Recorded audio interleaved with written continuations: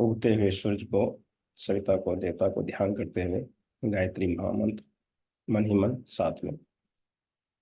ओम भूर्भुवः स्वाहा तत्सवितुर्वरेण्यं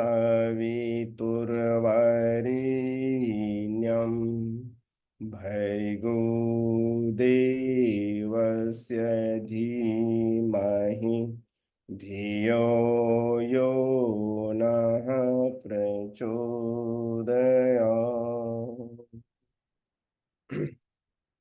सभी गुरुजनों को प्रणाम, सभी उपस्थित साधकों को नमन।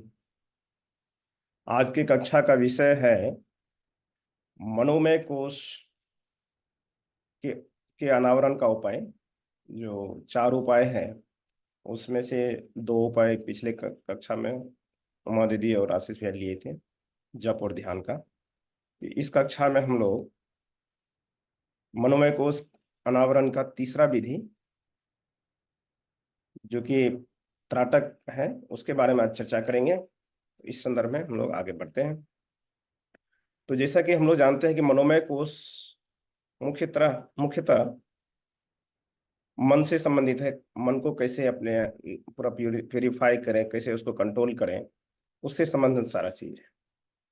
और एक चीज यहाँ पे ध्यान देने की है कि जो जैसे हमारा मन कैसे काम करता है, कैसे किसी क्यों भागता है, तो इसको जानते हुए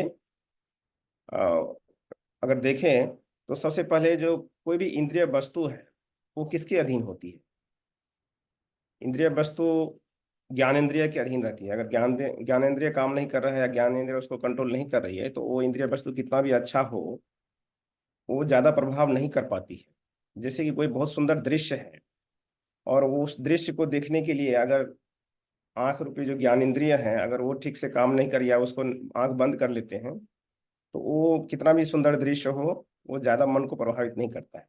तो कहने का तात्पर्य यहाँ पे ये है कि जो कोई भी इंद्रिय वस्तु है उससे ज्यादा ज्यादा हाई कमांड या उससे ज्यादा उसको कंट्रोल करने वाला इंद्रिय ज्ञान इंद्रियां है। और ज्ञान इंद्रियों को कंट्रोल करने के लिए उससे जो ज्यादा चीज बड़ा है, अथॉरिटी है, वो है मन। तो हम लोग यहाँ पे क्या कर रहे हैं कि मन को कंट्रोल करना चाह रहे हैं अपने इस तरीके से। तो जब मन कंट्रोल हो जाएगा तो स्वाभाविक है ज्ञान इंद्रिय कंट्रोल में आएगी। और जब ज्ञान इंद्रिय कंट्रोल आएगी तो बाहर का जो कोई भी दृश्य है या बाहर का कोई घटना है वो ज्यादा प्रभावित नहीं करेगा। ये इसका मोटा मोटी लॉजिक है। और इससे और आगे बढ़ते हैं तो जैसे मन अगर चंचल है, मन कंट्रोल में नहीं आ रहा है, जिसके लिए हम लोग आज उपाय पर बात करेंगे, एक उपाय की बात करेंगे। तो जब मन कंट्रोल में नहीं है तो उसको कंट्रोल करने के लिए जो ये श्रृंखला है, तो उसके बारे में हम बात कर रहे थे। तो श्रृंखला में मन को अगर संतुलित नहीं है, बैलेंस नहीं है या हमारे अनुशासित नहीं है, तो उसको कंट्रोल करने के लिए बुद्धि आती है। और जो जैसे बुद्धि अगर भ्रमित हो गई और बुद्धि अगर हमारे कंट्रोल में नहीं है, तो उस केस में बुद्धि को कौन कंट्रोल करेगा? तो उसके उसके लिए गीता में भगवान ने कहा है कि उसके बाद अगर बुद्धि भी नष्ट हो जाती है तो मन को कंट्रोल करने के लिए और कोई उपाय नहीं बचता है सिवाय भगवान के शरण में। और उसी को शंकराचार्य जी ने एक भज गोविंदम में दिया हुआ है कि भज गोविंदम गोविंदम भज मूढ़मति। यहाँ मूढ़मति का मतलब डिल्यूटेड पर्सन, जिसका बुद्धि भ्रष्ट हो गया है, उसके उसके बारे में, जो कि सब लोग होते हैं। सब लोग हम लोग उसी कैटेगरी में आते हैं, मूढ़मति के रूप में। और भज गोविंदम को हम लोग और कुछ नहीं मान सकते हैं कि भज गोविंदम क्या है? पंचकोश की साधना है। जो जिस लेवल में है उस अनुसार से इसे भज गोविंदम में हम लोग क्या करते हैं, अपने आप अपने स्वरूप को, जो आत्म स्वरूप है, आत्म स्वरूप है, सोहम है, उसको जानना चाहते हैं। वही भज गोविंद भी बताते हैं। अगर भज गोविंदम हम लोग बेसिक लेवल में है तो वो भगवान का डायरेक्ट पूजा है, नहीं तो फिर ये पंचकोश की ही साधना है। तो इस तरह से जो पंचकोश की साधना हम लोग को दिया गया है और ऐसा श्रृंखलाबद्ध दिया हुआ है कि मतलब अगर उस राजमार्ग पर हम लोग चलें तो निश्चित ही, चाहे धीरे चलें चाहे तेज चलें, एक न एक दिन हम लोग बहुत अच्छी जगह पर पहुंच जाएंगे। और जितना भी जगह, जैसे आज हम लोग मनोमय कोश के अंदर बात कर रहे हैं, तो मनोमय कोश एक बहुत ही इंपॉर्टेंट माइलस्टोन है, पड़ाव है। कि अगर आप मनोमय कोश हम लोग अगर परिष्कार कर लेते हैं तो आप देखेंगे कि ये आगे के ये सबसे इंपॉर्टेंट अगर हम मानते हैं, और सबसे डिफिकल्ट भी जो है मनोमय कोश है, इसको पार करना ही सबसे ज्यादा डिफिकल्ट होता है। अगर ये ऐसा चीज है कि जिसमें दोनों भौतिक तरफ से और आध्यात्मिक तरफ से, दोनों तरफ से ये बहुत इंपॉर्टेंट होता है। इसके बाद तो आध्यात्मिक आ जाता है, लेकिन यहाँ तक दोनों के लिए बहुत इंपॉर्टेंट है। तो गुरुजी जो हम लोग को पंचकोश के रूप में जो ऐसा श्रृंखला, ऐसा स्टेप बाय स्टेप मेथड दिए हैं, जैसे कि पहले अन्नमय कोश आता है, या उससे पहले लिखें प्रारंभिक उपासना। तो प्रारंभिक उपासना में हम लोग का मन थोड़ा शांत हो जाता है, हम लोग मन मन परिष्कृत होने लगता है, तो हम उच्च स्तरीय साधना जैसे पंचकोश साधना में हम लोग प्रवेश कर पाते हैं। तो पंचकोश साधना में पहला आता है अन्नमय कोश, फिर प्राणमय कोश, मनोमय कोश, और आगे की कक्षा है। तो आप देखेंगे उसमें भी, यहाँ भी अन्नमय और प्राणमय हम लोग कुछ हद स्तर तक हठियों की कुछ प्रक्रिया करते हैं, और आज जिसको हम लोग पंचकोश में जो लेते हैं आसन, उपवास, तप, शुद्धि, तपस्या। तो इसके थ्रू हम लोग अन्नमय कोश में जब ये सब उपाय करते हैं, तो हमारा जो इंद्रिय है वो अनुशासित होने लगता है, और जो उस अनुशासित इंद्रिय के द्वारा हमको अच्छे स्वास्थ्य की प्राप्ति होती है। और उस स्वास्थ्य और अनुशासित इंद्रिय के थ्रू जब हम आगे बढ़ते हैं आगे की कक्षा में, प्राणमय कोश। तो प्राणमय कोश में क्या होता है कि हम कर्तव्यनिष्ठ, मतलब जोश जोश के साथ काम करने वाले बनते हैं। जिस ज्यादा देर काम भी करें तो नहीं थकेंगे, ऐसा प्राणमय कोश हमारा, उसका बेनिफिट है। अगर वो परिष्कार हो जाता है तो हम वैसा बेनिफिट उसको हमको मिलता है प्राणमय कोश में। तो एक दूसरे कोश को ये गति देता है। तो जिस अन्नमय कोश से हम क्या आ जाते हैं प्राणमय। अगर अन्नमय हमारा अच्छा हुआ तो हम प्राणमय और अच्छा से कर पाएंगे।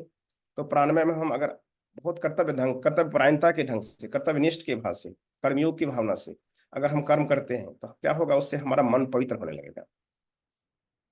ज्यादा मेन उद्देश्य कर्मयोग करने का क्या है कि हमारा मन पवित्र हो, कि हम हायर लेवल का नॉलेज जो है, उच्च स्तरीय ज्ञान जो है, वैदिक ज्ञान जो है, उसको हम धारण कर सकें, उसको हम समझ सकें। नहीं तो हम फिर पढ़ तो लेंगे लेकिन वो समझ नहीं पाएंगे। उसके लिए हम लोग जब हम प्राणमय कोश अच्छी तरह से करते हैं, कर्तव्यनिष्ठ होकर काम करते हैं, तो वो हमको तैयार कर देता है मनोमय कोश के लिए। और मनोमय कोश में आप देखेंगे कि मनोमय कोश में जो 4 उपाय दिए, ये चारों उपाय इतने शानदार उपाय है, जैसे जप हुआ, ध्यान हुआ, त्राटक हुआ, तन्मात्रा हुआ। तो ये ऐसा उपाय है, इसको बोल सकते हैं फुल प्रूफ सिस्टम। मतलब एक चीज में अगर थोड़ा सा एक उपाय में कुछ कमी रह गया तो दूसरा उपाय से उसको पूरा होगा। इसी तरह से जैसे आप जब बहुत अच्छा होगा तो मन आपका ज्यादा परिष्कृत होने लगेगा, ज्यादा मन साफ होगा। और जब ज्यादा मन साफ होगा तो आप ज्यादा अच्छा से त्राटक कर पाएंगे, आपका मन ज्यादा इधर उधर भागेगा नहीं। तो हम जो जो हठ योग में जो इसको लाते हैं त्राटक में, वो ज्यादा नहीं करना पड़ेगा परेशानी, मतलब जो हठ योग का ज्यादा क्रिया हमको नहीं करना पड़ेगा। स्वाभाविक रूप से हमको हमारा मन जो है सो त्राटक में जाने लगेगा। और जब ज्यादा अच्छा त्राटक होगा तो ध्यान की आप गहराई में जा पाएंगे। तब त्राटक इसे भी मान सकते हैं, त्राटक जो है सो ध्यान का ही एक पार्ट है, या दोनों एक दूसरे को बोले एक दूसरे का पूरक है। अगर हम त्राटक स्टार्टिंग में अगर नहीं हो पा रहा है ध्यान, तो हमको त्राटक ही करना पड़ता है। जब अच्छा त्राटक होता है तो ध्यान भी बहुत अच्छा से होगा, गहराई में जा पाएंगे, और ध्यान का जो बेनिफिट है वो हमको मिल पाएगा। उसके बाद आता है तन्मात्रा। तो ये जब तीनों अच्छा होता है तभी हम किसी भी तरह के, तन्मात्रा में क्या होता है कि हम किसी भी तरह का जो डिफरेंट डिफरेंट से कंडीशन है उसके इसमें हम अपने आप को सम रख सकते हैं, बराबर रख सकते हैं, संतुलित रख सकते हैं।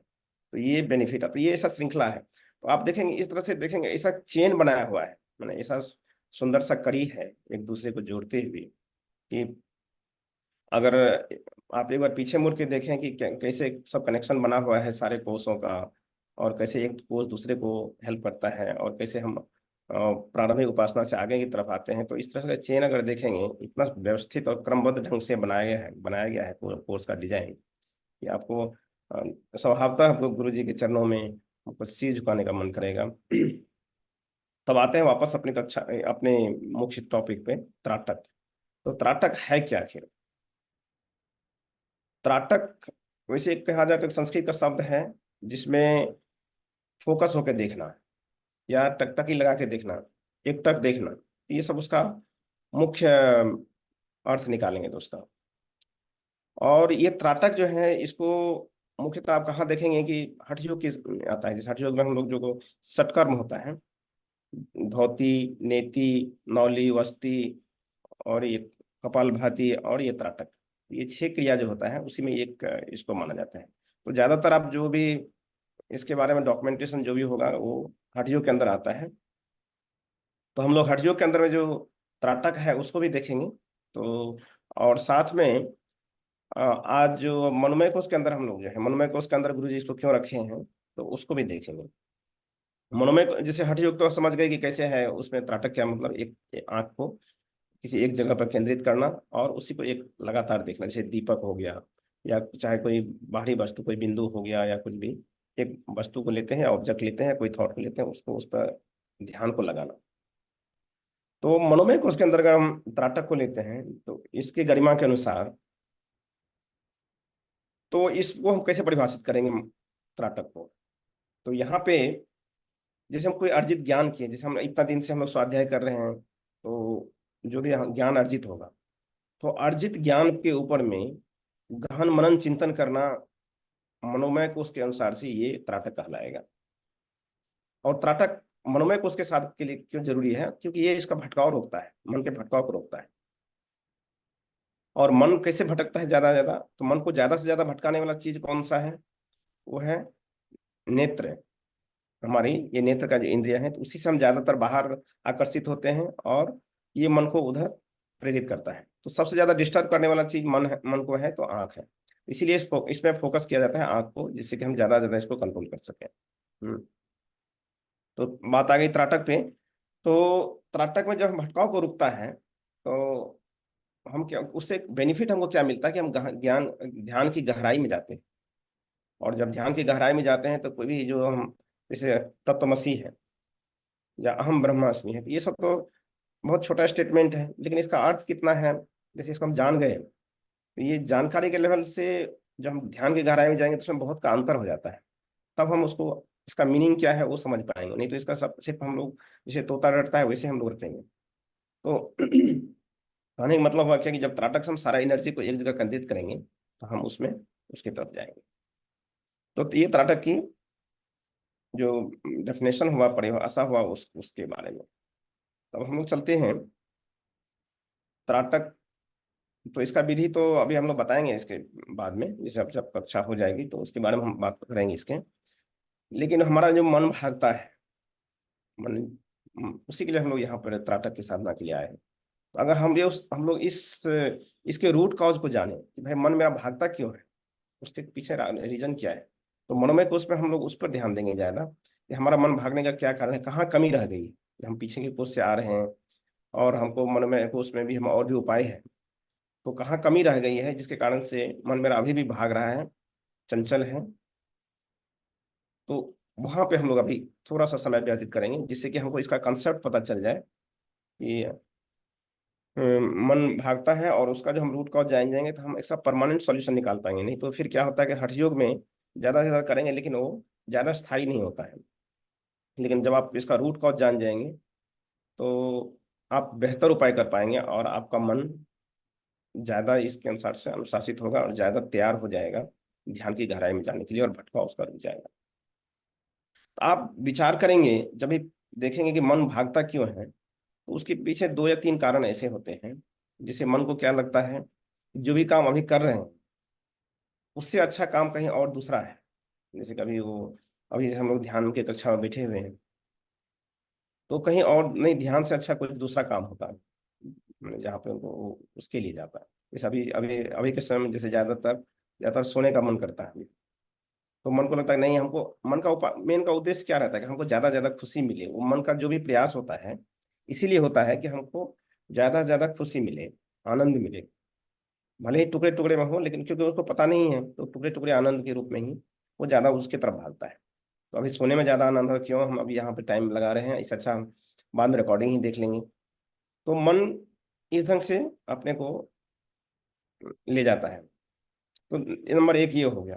दूसरा है कि जो भी चीजें हम करना चाहते हैं, जैसे ध्यान है, आत्म या अभी पंचकोश की साधना है, तो पंचकोश की साधना में ये जो सेल्फ रियलाइजेशन की बात हम करते हैं, तो इसके बारे में अगर उनको पता नहीं है कि मन को ज्यादा एजुकेटेड नहीं है कि भाई हम इससे ये बेनिफिट है, तो तब भी वो भागेगा।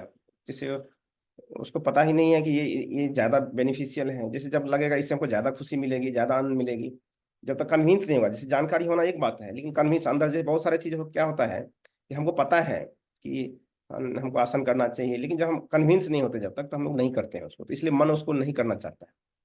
तीसरा बात होता है कि ये तो आध्यात्मिक चीजों के, जैसे हम अध्यात्म के प्रति प्रेम नहीं है, ईश्वर के प्रति प्रेम नहीं है, भले ही हम कुछ ऐसे दिखा दें लेकिन वो प्रेम नहीं है। अगर प्रेम रहेगा तो जैसे आपका कोई प्रेमी व्यक्ति आ गया आपके साथ में, या कोई कोई प्रेमी जिसको आप पसंद करते हैं वो है आपके पास में, तो आपका मन ज्यादा भागेगा नहीं, इसका मतलब हुआ कि उसमें प्रेम भी नहीं है। ठीक है, तो ये सब मुख्य कारण है कि हमारे मन भागने का। तो अभी हम लोग उसको भी एनालाइज करेंगे कि कहाँ पे वहाँ कहाँ पे कमी रह जाती है। तो सबसे पहले हम लोग मन को थोड़ा सा इसको उदाहरण के रूप में देखते हैं, कि जैसे मन को आप इसको देखेंगे कि मन को हम किससे ज्यादा रिलेट कर पाएंगे, तो जैसे बालक होता है, छोटे बालक हैं, तो मन को उससे ज्यादा हम लोग को रिलेट कर सकते हैं। जैसे कोई एक बच्चा है, वो भी जैसे उछल कूद कर, उसको एक जगह मन नहीं लगेगा, वो कभी इधर जाएगा, कभी ये चाहिए, कभी वो चाहिए, इस तरह से वो भाग करते रहता है, कोई एक जगह पर स्थिर नहीं रहेगा, और उनको जो अच्छा लगता है वो करना चाहेगा। जैसे उसको कोई गंभीरता वाला काम नहीं होगा, जैसे पढ़ाई का काम नहीं होगा, तो इस ढंग से वो जिस काम में हम उनको लगाना चाहते हैं उस पर नहीं करेगा, और दूसरी जगह भागेगा। सेम उदाहरण मन पर भी फिट करता है, इसलिए हम बच्चों के उदाहरण से देखते हैं। तो अभी हम लोग देखते हैं तीन बच्चे का उदाहरण। तो एक बच्चा है, उसका नाम मनु है, मन से रिलेटेड है तो मनु हम रखते हैं उसका। तो मनु है, वो पटना से है। तो वो क्या करते हैं, उनको भी बहुत, जैसे बच्चे का जैसे स्वाभाविक है, जो पटना के जो मनु हैं, तो उनको हमेशा अपने मम्मी के पास जाते हैं, और वो बोलते हैं कि हमको ये चाहिए, हमको खिलौना चाहिए माता, हमको ये टॉय चाहिए, और ये हमको चिप्स चाहिए, ये कुरकुरे चाहिए। तो उसकी माँ है, वो है दुलारी देवी। तो वो क्या करती है कि बच्चे जो मांगते हैं, अच्छा बेटा ये चाहिए, टॉय चाहिए, अच्छा ठीक है हम अभी ला के देते हैं, तो आप उनको वो देते हैं। फिर तो अब चिप्स चाहिए, तो अच्छा ये लीजिए चिप्स। तो इस तरह से वो अपने बच्चे को कंट्रोल करते हैं और अपने बच्चे को खुश रखते हैं।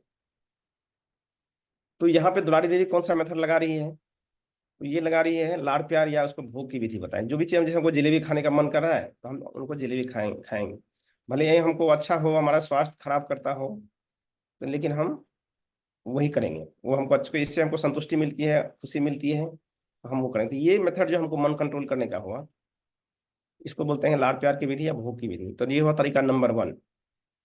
ठीक है, अब वहीं पे चलते हैं दरभंगा। तो दरभंगा में एक मनु है, उसकी माता का नाम है रुद्री देवी। तो वो भी जैसे स्वाभाविक होता है, बच्चे हर जगह के वैसे ही होते हैं, वो सबका वही मन चंचल रहता है, तो वो भी आता है, सब बच्चे को देखता है मोबाइल से खेलते हुए, तो उनका भी मन करता है कि हम भी थोड़ा मोबाइल से खेलें। तो वो अपने माँ माँ के पास जाता है, बोलता है मामा मुझे भी थोड़ा सा मोबाइल दो, मुझे उस पर कुछ गेम खेलना है। तो उसकी माँ देखती है कि तो पढ़ाई पढ़ाई वढ़ाई कुछ नहीं किया है, तो उसको इग्नोर कर देती है। और फिर दोबारा जब ये माँ पूछता है, तो उसको 2 चटाक लगाती है, बस। फिर क्या था, थोड़ा सा रोएगा। फिर दूसरे दिन फिर वो आता है, क्योंकि उसका मन तो चंचल है, बच्चे का मन होगा। और जब वो आता है वहां पे, तो लेकिन वो देखता है कि फिर उनके मन में डर होता है कि नहीं, माँ तो फिर गुस्सा है, तो अभी फिर मांगेंगे, तो बोलेंगे नहीं नहीं हमको कुछ नहीं चाहिए, वो आराम से चुपचाप बैठा रहेगा। तो ये कौन सा मेथड हुआ, ये भी तरीका रुद्री देव का जो मेथड है, इस मेथड को हम बोलते हैं दमन की विधि।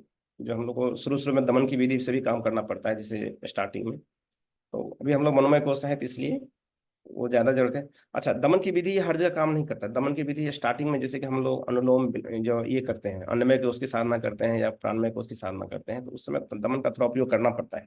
जैसे उपवास शुरू शुरू में नहीं होता है, तपस्या के लिए हम लोग को थोड़ा सा दमन करना पड़ता है, तो हठियों के अंदर भी। तो तो दमन जो है सो हर जगह नहीं लगा जा सकता। जैसे अब बच्चे जो मनु है, जब वही बड़ा हो जाएगा, तो रुद्र देवी उसको ये उपयोग नहीं कर सकती है। तो ये स्टार्टिंग के लिए, जैसे कभी हम आम का पौधा है, जब छोटा रहता है, तो उसके लिए हमको क्या पड़ता है, फेंसिंग लगाना पड़ता है, उसके उसके चारों तरफ बैरिकेड लगाना पड़ता है कि कोई इसमें गाय या कोई दूसरे उसको नष्ट ना कर दे, जब छोटा रहता है। लेकिन जब वही बड़ा पेड़ हो जाता है, तब तब उसको वही वो बैरिकेड उतना काम नहीं करता है। तो फिर पेड़ ही इतना बड़ा हो जाता है कि वो अपने सुरक्षा करता है, और या उसका दूसरा ढंग से सुरक्षा करना पड़ता है। तो इसीलिए ये दमन की जो विधि है, वो एक कुछ स्तर तक कारगर होगी, बाकी आगे के लिए नहीं होगी। ठीक है, तो ये दमनकारी विधि से, अब वो ये दूसरा हो गया दमनकारी विधि। अब तीसरा आते हैं, उसको बोलते हैं ये मनु जो है वो बैंगलोर से है। वो मनु जो है उसकी मम्मी है घुमरी देवी। तो अब घुमरी देवी क्या करती है कि उनके पास वो खुद ही व्यस्त रहती है, वो अपने काम में, चाहे वो सीरियल हो चाहे कुछ और। तो वो जब उसको तंग करता है उसका बच्चा मनु, तो वो क्या करती है, उसको कुछ ऐसे अच्छा क्या चाहिए, तो हम तुमको अच्छा चीज देते हैं, चलो मोबाइल ले लो। तो वो मोबाइल से खेलने लगता है। तो वो क्या, ये मेथड क्या हुआ, बहलाने के मेथड हो गया। जैसे कि हम आपको टालना, ये हमको इसको किसी और चीज में लगा देना। जैसे मन अभी हमको कुछ और के लिए कर रहा है, लेकिन हम उसको किसी और डायरेक्शन में दे दिए, लेकिन वो ऊंचे की तरफ नहीं भेज रहे हैं। तो ये हो गया घुमरी देवी का मेथड। ये मेथड नंबर 3 हो गया। एक चौथा मेथड जो होता है, जो कि बहुत लोग करते हैं, जिनको जो अध्यात्म या इस तरह के इसमें नहीं जा पाते हैं, तो वो लोग करते हैं जो तामसिक विधि है। तो तामसिक विधि में जब देखेंगे तो उसमें क्या होता है, लोग ड्रग्स का या जो एक्सटर्नल मीडियम है उसका सहारा लेते हैं, जैसे कि शराब है, व्यसन का रूप में। तो उसमें क्या होता है, उसमें भी कुछ ऐसा केमिकल्स होता है जो कि हमारे ब्रेन का जो गामा रिसेप्टर है उसको ये कर देता है। उससे क्या होता है कि ब्रेन को फीडबैक ज्यादा नहीं जाता है, तो उनका मन थोड़ा जो बहुत टेंस में रहते हैं, या उनको ज्यादा जॉय मिलता है। ये भी एक मेथड है। तो इसमें भी आप देखेंगे, ये भी मेथड अच्छा काम करता है, क्योंकि बहुत सारे लोग इसके पीछे रहते हैं। इसमें भी उनको ज्यादा दुख तकलीफ, जो कितना भी दुख तकलीफ में रहे, तो अगर शराब पी लेता है तो उसको जितने देर उसका प्रभाव पड़ता है उतने देर वो त्राटक तन्मात्रा उसका सब होता है। जैसे वो तन्मात्रा के रूप में भी, जैसे वो चाहे नीचे दरी पे हो, चाहे जमीन पे हो, चाहे वर्खार, चाहे गटर के पास हो, उनको फर्क नहीं पड़ता है उतना, वो उसमें भी आनंद में रहते हैं। तो एक तरह से इसको भी देखिए, तन्मात्रा उनका भी अच्छा सद रहा है। लेकिन और हमको ये भी जानना है कि वो, चूंकि उनको यही तरीका पता है, तामसिक विधि वाला तरीका, तो इसलिए वो इस तरीका को अपनाते हैं, क्योंकि उसको काम करता है। तो हमको उससे उसके उससे नफरत नहीं करना है, और उनके मेथड को जानना है, और उनको अगर हमारे मित्र हैं या कोई जो भी है तो उनको प्रेरित करना है। लेकिन ये मेथड जो है, तामसिक विधि का मेथड, ये हम लोग के लिए अप्लीकेबल नहीं है, मनोमय कोर्स के लिए खास करके। क्योंकि यहाँ पे जब गायत्री स्मृति आप देखेंगे, उसमें क्लियरली इसमें निर्देश दिया हुआ है कि यो योजनम व्यसनेभ्य स्यात्तानि पुंसस्तु सत्रवा, मतलब कि आप इस व्यसन से योजन भर दूर रहिए, मतलब कि इसके पास भी नहीं जाना है, तो इसका तो प्रयोग करना तो दूर की बात है। तो ये मेथड भी हम लोग नहीं यूज कर सकते। अब आता है पांचवें मेथड, जो मनु है, जो कि किसी न किसी तरह से सासाराम पहुंच गए प्रज्ञा कुंज। तो वहां उनकी माँ कौन है, गायत्री देवी। तो अब गायत्री देवी क्या मेथड लगाती है उसी बच्चे को समझाने के लिए, वो हम लोग अब देखते हैं। और वही मेथड हम लोग को अपने जीवन में लगाना पड़ेगा। तो गायत्री देवी क्या करती है, आप बताती है, बच्चा आपको जैसे मन को जलेबी खाना है, तो जलेबी अभी ही खाना है कि सब दिन जलेबी खाना है। मतलब कहने का ये हुआ कि आपको सिर्फ छोटी सी खुशी चाहिए, छोटी थोड़ी देर के लिए खुशी चाहिए, कि एवरलास्टिंग खुशी चाहिए। ठीक है, आपको थोड़ा देर के लिए जॉय चाहिए, थोड़ा देर के लिए खुशी चाहिए, थोड़ा देर के लिए धन चाहिए, कि आपको एवरलास्टिंग चाहिए। मतलब हर तरह से खुशी, उनको हम क्या करते हैं, एक जो खोजना चाह रहा है वो, उससे हम बड़ा चीज उसको देते हैं, तभी तो मन शांत होगा। जैसे हम मन को अगर हमारा कुछ छोटा चीज के लिए मांग रहा है, जैसे टॉय के लिए, हम उसको उससे अच्छा टॉय दे देंगे, तब मन क्या होगा, ऑटोमेटिकली उसके तरफ जाएगा। तो अब गायत्री देवी जो है, सो यहाँ पे वो जो बच्चे हैं, मनु मनु हैं, उसके लिए वो ये पंचकोश की विधि बताते हैं। तो उसको अभी हम जैसे समराइज करें, मनोमय कोश के लिए जो करते हैं, तो उसमें हम मनोमय में हम लोग क्या करते हैं, तो हम लोग अध्ययन करते हैं, स्वाध्याय करते हैं, मतलब श्रवण, मनन, निधि, ध्यासन, ये 3 उपाय मुख्यतः जो अंतः साधना है उसके लिए हम लोग करते हैं। तो आप देखिए, श्रवण जब करते हैं तो श्रवणेन अज्ञानम निवृत्ति, मतलब जब हम श्रवण करते हैं, श्रवण ये जप का, उपासना का और स्वाध्याय का जो भी हम कार्यक्रम चलाते हैं, उससे क्या होता है कि हम अर्जित ज्ञान करते हैं, उससे हमारा क्या हो जाता है कि अज्ञान निवृत्ति हो जाती है। मतलब हमको ज्ञान मिल जाता है कि भाई, जैसे कि हाँ, ये उपासना जो है अच्छी चीज है, साधना, पंचकोश साधना बहुत अच्छी चीज है। हाँ, और इसके बारे में हमको थोड़ा सा जानकारी मिल जाती है। लेकिन ये जानकारी जो है तो परिपक्व नहीं होता है, ये जानकारी जो है सिर्फ जानकारी लेवल पे होता है, जैसे कलेक्टेड अर्जित जो हम लोग बोले अर्जित ज्ञान है। तो अर्जित ज्ञान जब हम देखते हैं, जब देखते हैं बगल में कि भाई, हम तो पंचकोश की साधना में ऐसे लगे हुए हैं, ध्यान में ऐसे बैठे हुए हैं, लेकिन हमारे बगल में जो है पड़ोसी हैं, हमारे मित्र हैं, जो कि वो गाड़ी, बंगला बंगला पे बंगला ऐसे करके वो बढ़ते जा रहे हैं, तो फिर हमारा मन में शंका आ जाता है कि हम क्या इसी गायत्री मंत्र या इसी पंचकोश साधना में लगे हैं, वो ठीक है कि ये ठीक है। तो अब उपाय आ जाता है श्रवण के बाद मनन पर। तब अब मनन करेंगे कि हम जो बोलते हैं कि जो गायत्री उपासना अच्छा है, तो अब यहाँ पे एनालाइज करने का समय आ जाता है, मनन करने का आ जाता है कि भाई वो जो धन लाए हैं तो उससे क्या होगा, उनको खुशी मिलती है, तो क्या हमारे पास खुशी कर लाने का मौका है। और तो ये क्या करते हैं, उसको पूरा एनालाइज करते हैं मनन में। मनन, जब मनन क्या बोलते हैं, संशय निवृत्ति। मनन से हमको क्या होता है, संशय निवृत्ति। हमारे मन में जो शंका आती है, इस पर जब हम महान गहन चिंतन करते हैं, गहन चिंतन करते हैं, मनन करते हैं, तब क्या होता है, वो संशय जो हमारा है कि वो ठीक है कि ये ठीक है, ये द्वंद्व चलता है, इसको पूरी तरह से इससे निवृत्ति हो जाती है। संशय जो है आ जाता है उसको निवृत्ति। तो अगर ये निवृत्ति हो जाती है, और कैसे होती है, तब उसका जैसे धन का है, जो ज्यादातर आप देखेंगे तो धन धन एक मेन डिफरेंशिएटर फैक्टर होता है। तब धन देखेंगे, भाई धन धन से बहुत ज्यादा वो हमारे जो मित्र हैं वो बहुत ज्यादा धन उपार्जित कर रहे हैं, उनका ज्यादा प्रतिष्ठा बढ़ रही है, तो हमको लगता है वो ज्यादा आनंद में है। तो हम देखते हैं कि ज्यादा धन से क्या आनंद होता है क्या, और जब उसके पीछे कोई साइड इफेक्ट है उसका क्या।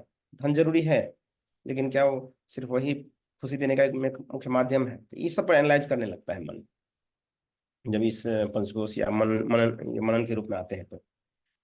तो वहां देखता है कि जब ज्यादा धन बढ़ जाता है तो फिर क्या होता है कि उसको बहुत तरह से असुरक्षा की भावना आ जाती है। जिनके पास बहुत ज्यादा धन है तो उनको स्वाभाविक रूप से चोर या डाकू या और भी बहुत सारे जो तंग करने वाले मिल जाते हैं, या जो संबंधी है वो सभी उनके पास लगे रहते हैं, तो उनकी तरह तरह की समस्या आने लगती है उनको। बाहर से लगता है कि हाँ उनके पास बहुत सारी सुविधा है, लेकिन अंदर से फिर उनको एक असुरक्षा की भावना आ जाती है। तो उनको भी आप देखेंगे, भले देखने के लिए व्यवस्था उनको बहुत अच्छी गाड़ी है, बहुत अच्छे से जाते हैं, लेकिन फिर मन में असुरक्षा की भावना हमेशा रहती है। और इसी तरह से उनको फिर कैसे और उसको बढ़ाया जाए, उसके मन में जो ये सब लगा था, इस तरह से बहुत सारा डिफेक्ट। आप जैसे देखिए, बहुत सारे लोगों को लगता है जमा करने में बहुत खुशी मिलती है, लेकिन अब जैसे एक उदाहरण लीजिए बिल गेट्स का। जो बिल गेट्स पहले सबसे ज्यादा धनी व्यक्ति में माना जाता था विश्व का, तो अभी तो उनका नंबर पीछे है।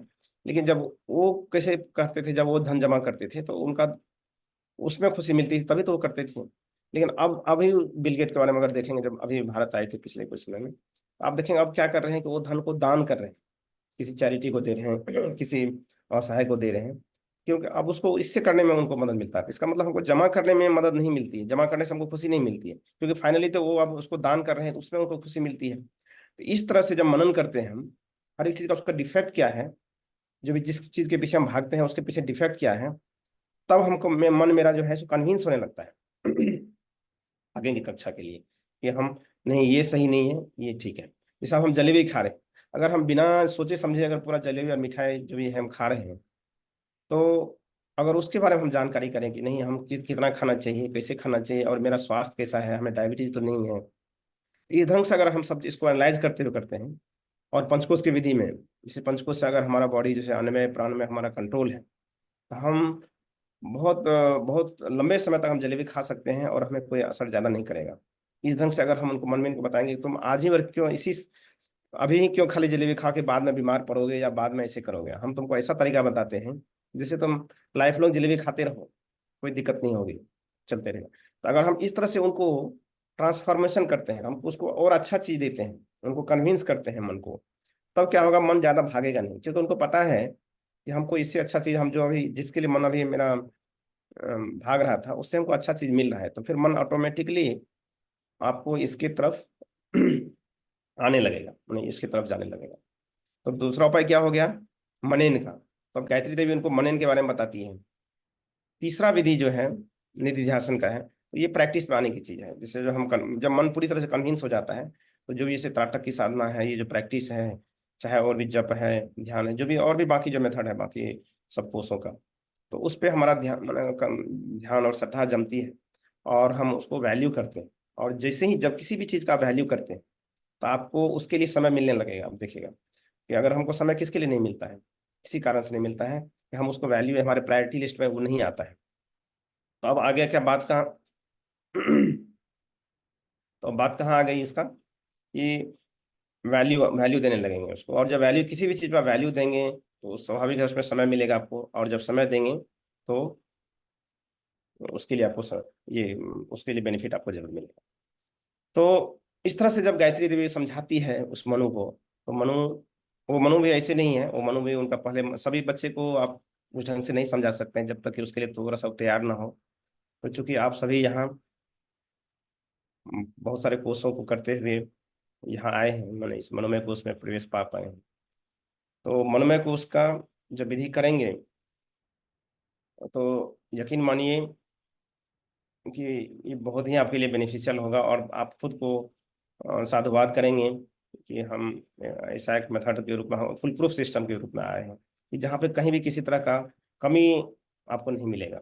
मतलब जो जो भी कमी किसी एक उपाय में बच जाता है वो दूसरे उपाय से पूरा हो जाएगा, और आप एक पूरी तरह से अ, तैयार हो जाएंगे हायर लेवल। इससे जो हायर लेवल है, जैसे ये मानसिक लेवल पे है, जो त्राटक की सामना करेंगे। अब हम लोग त्राटक के बारे में थोड़ा सा वापस फिर से, तो ये विधि जो है, जो ये चौथा पांचवा विधि जो हम लोग ये बात की है, ये इसको बोलते हैं सब्लिमेशन का मेथड, जो कि, और इसको ट्रांसफॉर्मेशन भी बोलते हैं, जैसे मेथड ऑफ ट्रांसफॉर्मेशन। तो हम इसमें मन को ले जाते हैं, और ये हमारा विधि होना चाहिए मन को, अगर मनोमय को उसमें है तो।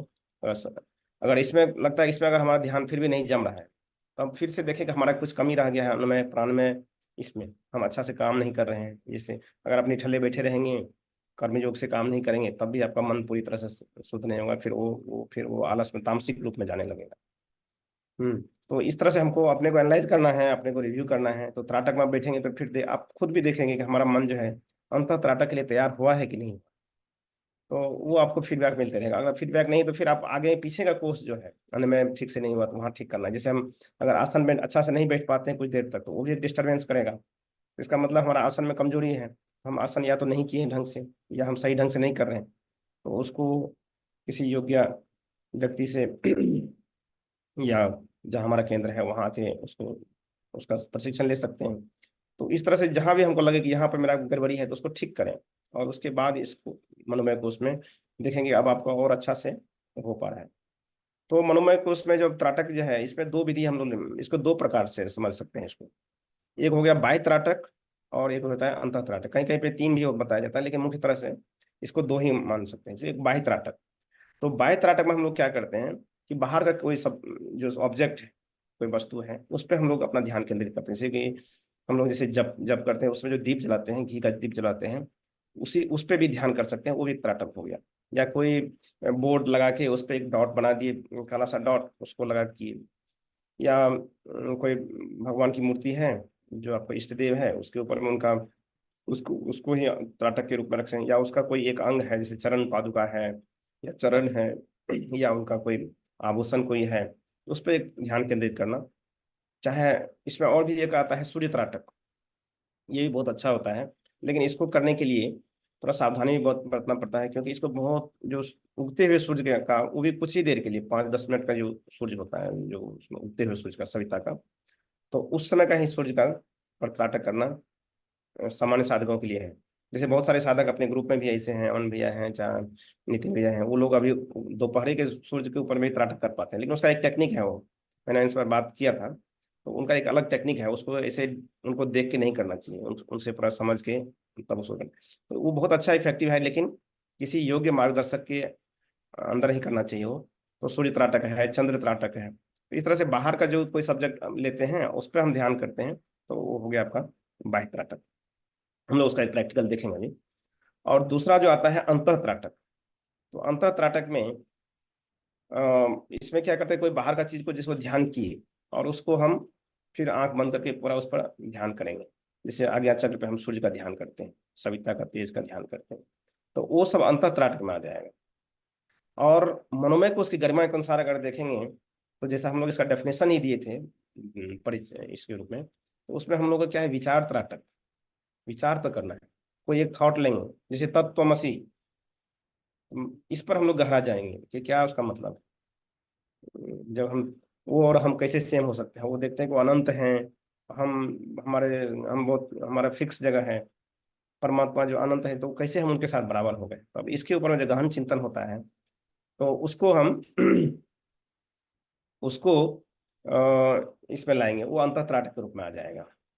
हाँ, तो इसमें अंतः त्राटक में हम लोग दीपक का साथ भी कर सकते हैं, और जैसे दीपक को देखे कुछ देर, उसके बाद फिर उसको मानसिक रूप से ध्यान किए, तो ये सब अंतः त्राटक में आ जाएगा। हम लोग इस पर भी एक ध्यान करेंगे कि आज विचार त्राटक के रूप में एक कोई विचार पे हम लोग ध्यान देंगे और उसके ऊपर चलेंगे। तो ये मुख्य रूप से दो हो जाता है।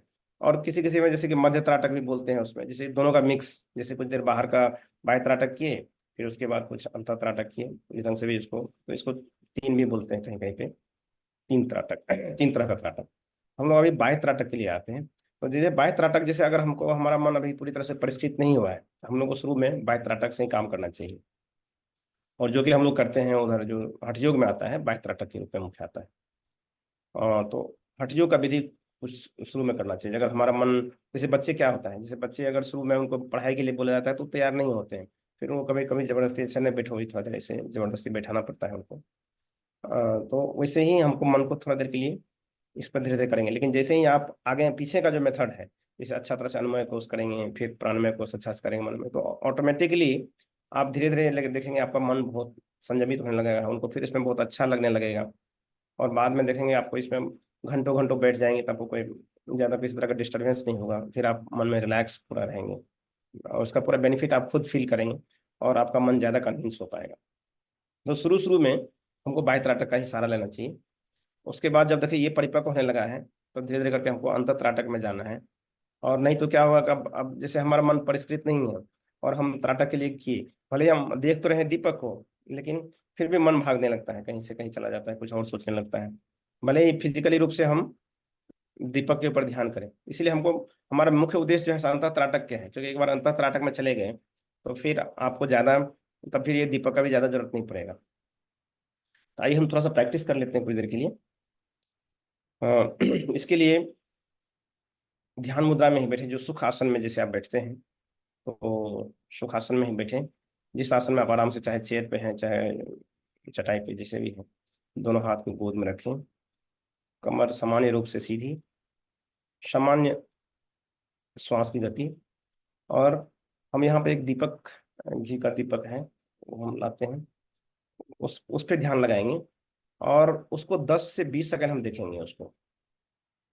और फिर उसको देखने के बाद फिर उसको आज्ञा चक्र पे ध्यान करेंगे, उसी दीपक का लौ को, जैसे वो है उसी को हम लोग यहाँ पे ध्यान करेंगे। तो शुरू शुरू में 10 सेकंड से 20 सेकंड देखें, एक लगातार। और फिर उसके बाद आंख बंद करके, नेत्र बंद करके फिर देखेंगे, उसी चक्र पे ध्यान करेंगे, या जहाँ किसी और चक्र पे आपको लगता है वहां पे अच्छा लग रहा है तो वहीं पे करेंगे, जहाँ पे उसी दीपक के उसी लौ को देखना है, उसी ढंग से। और देखिए कि मन आप अंदर में देख पाते हैं कि नहीं देख पाते हैं, फिर आपका मन शांत कहाँ कहाँ उसका विचार जा रहा है, क्या वो सिर्फ दीपक के ज्योति पर केंद्रित है या कहीं और जा रहा है। तो इस तरह से आप उसको देखेंगे। तो हम लोग इसको 2 मिनट के लिए करेंगे, फिर आगे हम लोग विचार तक पर जाएंगे। ठीक है, तो आप बैठ जाइए।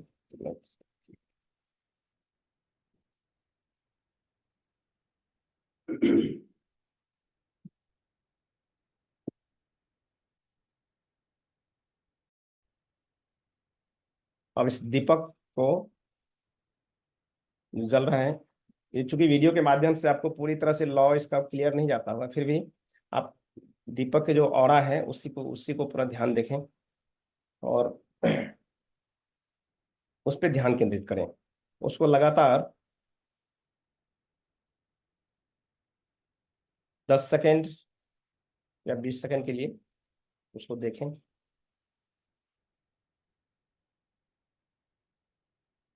लगातार देखते रहें,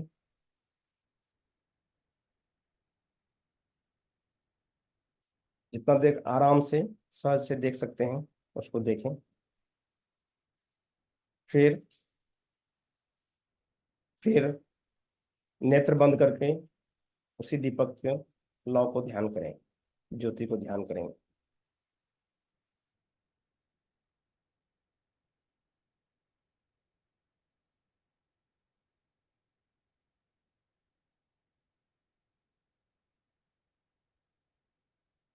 जब आपके ध्यान से दीपक की ज्योति गायब हो जाती है, कुछ और ध्यान आने लगता है, वापस त्राटक करें।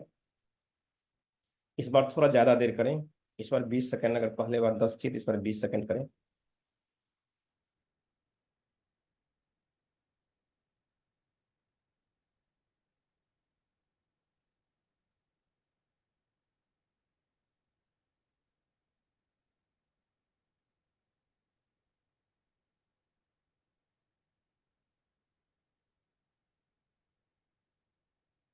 पुनः अगर ध्यान से दीपक की ज्योति नहीं दिख रही है तो वापस फिर से दीपक पर ध्यान केंद्रित करें, दीपक की ज्योति।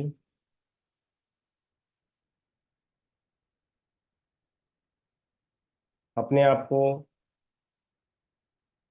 थोड़ा सा आगे बढ़ाते हैं, अपने आप को ज्योति के रूप में अनुभव करें।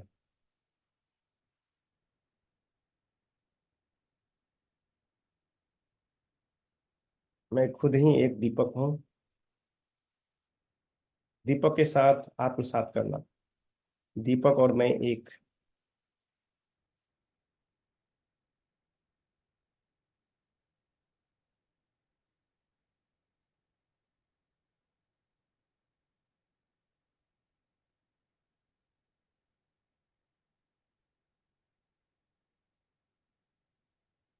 ठीक है, अब इस प्रयास को यहीं पे रोक देते हैं।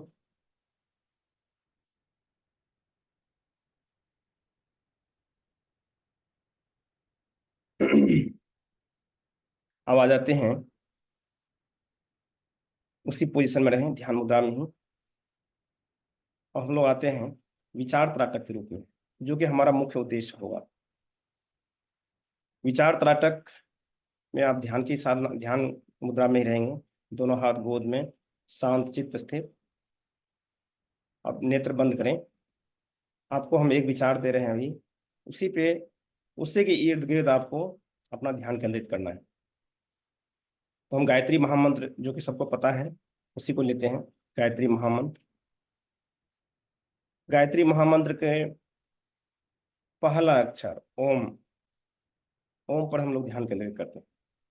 ओम के बारे में जो भी हमको पता है उस पर विचार करते हैं।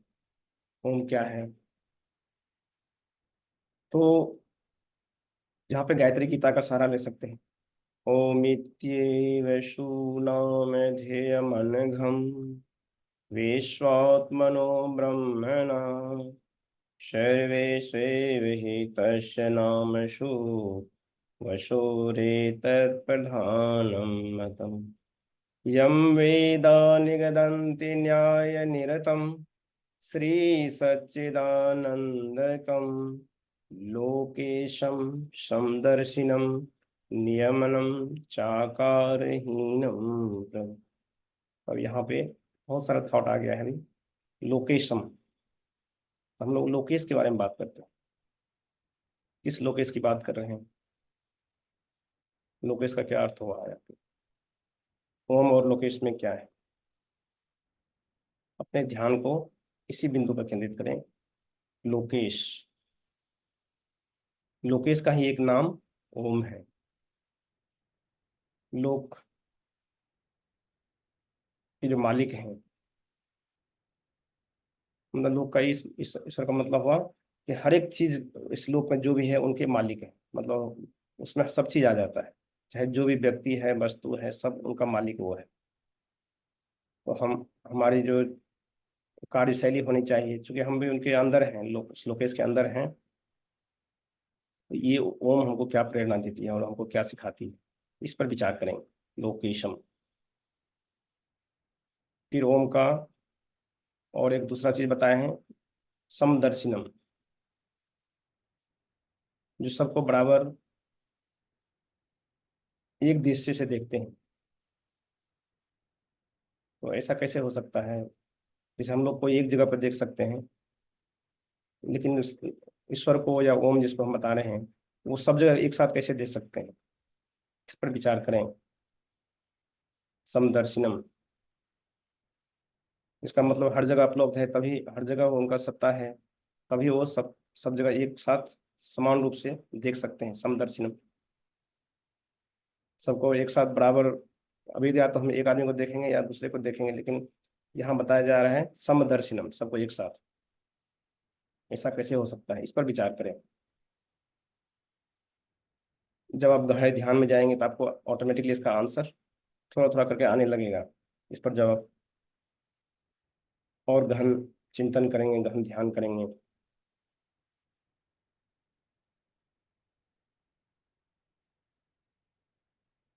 नियमनम। अब दूसरा विचार लेते हैं नियमनम, इसी पे ओम का। तो नियम पूर्वक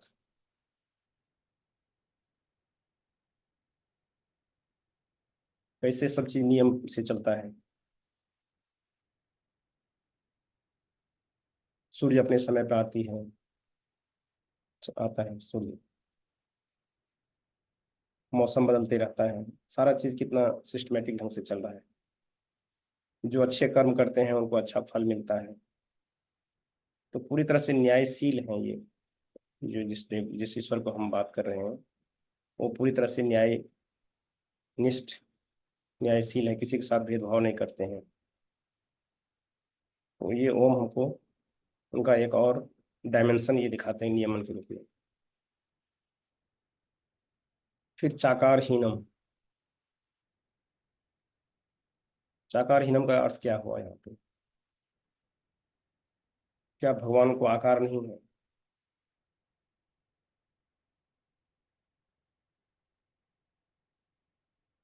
साकारहीन का क्या अर्थ हुआ? यानी निराकार हुआ। निराकार और आकारहीन, इसमें क्या अंतर है? इस तरह से हम अपने विचार को गहराई में ले जाएंगे। अब ये दो चार पॉइंटर दिए हैं अभी, आप इसी आधार पे अपने अनुसार से इसको, इस पर थोड़ा गहन चिंतन करें। अब थोड़ा सा अभी प्रैक्टिस करें। हम अभी 2 मिनट का टाइम है अपने पास, तो 2 मिनट हम इस पर लगाते हैं। अभी हम कुछ नहीं बोलेंगे। आपको जो पॉइंटर दिए हैं इस आधार पे आप ध्यान मुद्रा में ही नेत्र बंद रखें।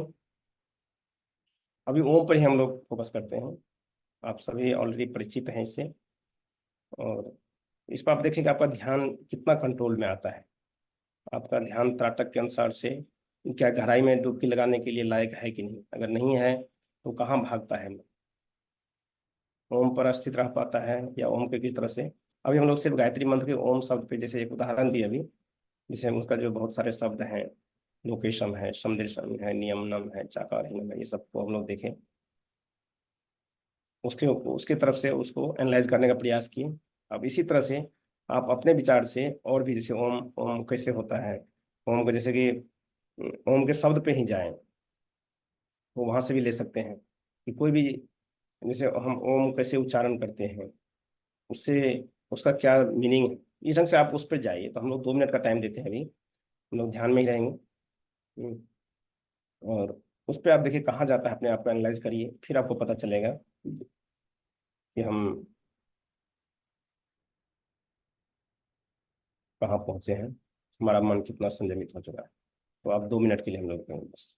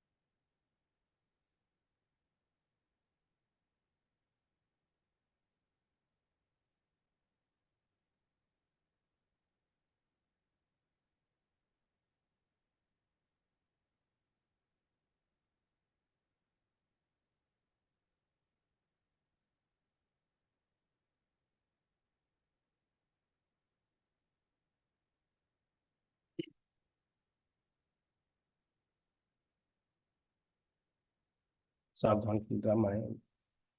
दोनों हाथ को हल्का सा सिरप करते हुए नेत्रों को ऐसे लगाते हुए आपस में खोलें, उसको धीरे से खोलें। इसके बाद हम लोग क्या करेंगे कि जब हम ज़्यादा देर तक अगर बाह्य त्राटक करते हैं तो आँख थोड़ा सा थक जाता है। इससे जो बेनिफिट है उनका बहुत सारा बेनिफिट भी है, जैसे कि आँख का ज्योति भी बढ़ता है और कंसंट्रेशन ऑटोमेटिकली बढ़ने लगता है, तो ये सब होता है। तो चूंकि आँख को अगर हम बाह्य त्राटक करते हैं तो हमको थोड़ा सा उसके बाद आई कप मिलता है, उससे आप थोड़ा सा आँख को इसको धो सकते हैं पानी, स्वच्छ पानी से, या ऐसे छींटे मार मार सकते हैं। और ये सब छोटा सा रखना है। और बहुत देर तक जैसे आँख को नहीं करना है, जैसे अगर स्टार्टिंग में अगर नहीं किए, प्रैक्टिस नहीं है, तो धीरे धीरे करके करेंगे, उसको कम कम करके बढ़ाते जाएंगे। और वापस आते हैं एक बार, जो हम लोग का मुख्य फोकस है विचार त्राटक। तो बाह्य त्राटक तो टेम्पोररी अरेंजमेंट है, तो बाह्य त्राटक से हमको अंतः त्राटक की तरफ जाना है। तो जब अंतः त्राटक में आते हैं तो अभी जैसे अभी हम लोग 2 मिनट का दिए, तो आप देखिए इसमें 2 मिनट में तो ज़्यादा कुछ डिस्टर्ब नहीं होता है, लेकिन आप इसको थोड़ा ज़्यादा देर करेंगे, आप 10 मिनट 5 मिनट ऐसे करेंगे, 15 मिनट, तब आप देखिए अपने आप को इवेल्युएट करिए, अपने आप को चेक करिए कि हम कहाँ हैं। क्या हम उसी 15 मिनट में कहीं हम सो तो नहीं गए? जैसे हम रिलैक्स होकर अच्छा से बैठे हैं ध्यान करने के लिए कुछ, और धीरे धीरे करके क्या होगा, हम धीरे धीरे करके नींद में चले गए। तो वो हमारा एक स्थिति, मेंटल स्टेट दिखाता है कि हम उसके लिए कितना तैयार हो पाए हैं। जैसे अगर हम नींद में चले गए, इसका अर्थ ये हुआ कि हम अभी इस कक्षा के पूरा के लेवल पे नहीं आ पाए हैं, तो हमको और अपने को फिर से वापस से जाना पड़ेगा। जैसे नहीं होता है, फिर से हमको देखना पड़ेगा कहाँ पे। अब जैसे अभी आपके पास पूरा इनपुट आ गया है कि हमको क्या कहाँ पे गड़बड़ी हो सकती है, अन्वय कोश में गड़बड़ी होगी तो क्या होगा, प्राणमय कोश में गड़बड़ी होगी तो क्या होगा, वहां से हम, हमारा मन अगर शुद्ध नहीं हुआ तो हम पूरी तरह से राजसिक स्थिति में रहेंगे। राजसिक मतलब कि हमारा मन पर ये करेंगे वो लाएंगे, वहां जाएंगे, ऐसे करके वो मन भागते रहेगा। मन आपका अनुशासित नहीं हो पाएगा, पूरी तरह से प्योर नहीं हो पाएगा।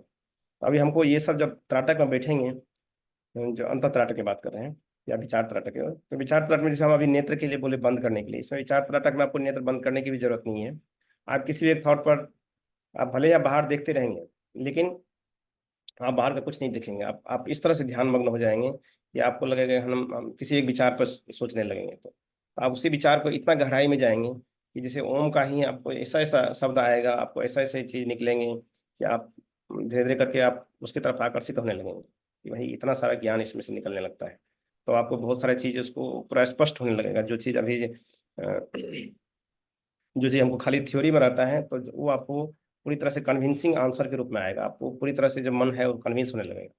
तो जब आप उस डायरेक्शन में जाएंगे तो आप बहुत तेजी से आगे की प्रगति कर पाएंगे। तो इसलिए त्राटक बहुत ही इंपॉर्टेंट पड़ जाता है हर एक चीज़ के लिए, जैसे कि न कि सिर्फ आध्यात्मिक व्यक्ति के लिए, आध्यात्मिक साधना के लिए, बल्कि ऐसे भी जनरल भी कोई काम करते हैं और कोई फोकस होकर काम करते हैं तो उसका जो रिजल्ट होता है वो अलग होता है। तो कोई स्टूडेंट अगर पढ़ाई कर रहा है, अगर त्राटक से, अगर उसका जो मन त्राटक के अनुसार से उसका मन पूरी तरह से एक सब्जेक्ट पर फोकस है एक, तो अच्छा अच्छा उनका रिजल्ट रहता है। उसी तरह से इस पे भी हम लोग मनोमय कोश को, तभी हम जाके जो आगे की कोर्स है विज्ञानमय कोर्स, वो सब ज़्यादा और सूक्ष्म होते जाता है, तो हम उसके गहराई में जा पाएंगे और उसमें हम प्रगति कर पाएंगे। नहीं तो मनोमय को सबसे ज़्यादा डिफिकल्ट इसीलिए होता है क्योंकि मन से संबंधित रहता है, और मन मन ही एक ऐसा टूल है जो कि हमको आगे ले जा सकता है और नीचे भी उतार सकता है। तो इसीलिए इस पर हमको सबसे ज़्यादा ध्यान देने की जरूरत है। तो आशा करते हैं कि आपको सब इनपुट मिल गया होगा यहाँ पे, और इस समय भी करीब करीब आ गया है। तो हम वापस चलेंगे, और आप सभी को के लिए बहुत प्रार्थना करते हैं कि मनोमय कोश आप बहुत अच्छा से इसको कंप्लीट करें, इसका परिष्कृत करें, परिष्कार करें। और क्योंकि इससे आपको बहुत आगे गति और बहुत तेज गति मिलेगी। और हम लोग भी अभी यही कर पा रहे हैं कि मनोमय कोश पूरी तरह से परिष्कृत नहीं हुआ है। जब खुद भी कोई ऐसा घटना होती है और अपने को एनालाइज करते हैं, तब लगता है कि अच्छा मनोमय कोश में मेरा यहाँ गड़बड़ी रह गया है अभी। जैसे अगर मनोमय कोश का जो भी बेनिफिट्स हैं, हम हर तरह से हर स्थिति में शांत रहें, हम हमेशा पूरी तरह से फोकस रहें। तो वो सब, अगर जैसे हमको कोई किसी ने कुछ बोल दिया, हमारे विरोध में बोल दिया, या कोई हम अच्छा अच्छा ही बोल दिया, तो उससे हमको क्या असर पड़ रहा है, ये सब सारा चीज़ हमको अपने आप फीडबैक जाने लगता है कि हाँ हमारा सिस्टम, जैसे आप किसी ने आपको बहुत अच्छा से बड़ाई कर दिया और आप उसमें पूरा खुश होकर फिर उसी अनुसार से काम करने लगे, इसका मतलब मेरा मन अभी भी परिष्कृत नहीं हुआ है। तो वो सबको ध्यान देते हुए और आप सब अच्छी प्रगति करें, इसके लिए मैं बहुत बहुत प्रार्थना करता हूँ आप सभी को। ये अपॉर्चुनिटी दिया हमने हमको, उसके लिए हमको प्रणाम करते हैं सबको। बाबूजी प्रणाम सबको। अमन भैया, अब आप जी। आगे के जी भाई कर। साहब। जी भाई साहब, बहुत बहुत धन्यवाद। तो अम, भाई साहब से निवेदन है कि थोड़ा सा अपना संक्षिप्त परिचय और दे दें, कि आप कहाँ से अभी क्या कर रहे हैं वर्तमान में, नए जी साधकों के लिए। जी। तो मेरा नाम सुशील कुमार सुमन हुआ, अभी मैं बैंगलोर में हूँ और अभी कंप्यूटर्स में सॉफ्टवेयर में हूँ। जूनिपर नेटवर्क अभी काम कर रहे हैं। इससे पहले सिस्को विप्रो वगैरह में काम किया था। और एजुकेशन के रूप में मैंने चेन्नई से अन्ना यूनिवर्सिटी से एमटेक किया हूँ। और अभी साइड में मैं पीएचडी भी कर रहा हूँ एनआईटी पटना से, कंप्यूटर साइंस में। तो ये मेरा इधर का हुआ। और ये जो गायत्री की साधना है, मैं बहुत पहले से कर रहा था, बचपन से ही। बचपन से नहीं, मतलब कि कॉलेज में जब आए, इंजीनियरिंग कॉलेज में आए, तब जाके हम वहाँ से शुरू किए हैं। तो तब से गायत्री मंत्र साधना किया। फिर आगे जब वो गायत्री मंत्र की साधना करने के बाद, जो बेसिक होता है यज्ञ हवन वगैरह करने के बाद, फिर जब मन एक ठहराव के पास आ गया, तो फिर खोजने लगे और आगे की साधना कैसे किया जाए। तो उस समय पंचकोश की साधना बाबूजी के मार्गदर्शन में पता चला। तो उसके बाद इसमें जुड़े।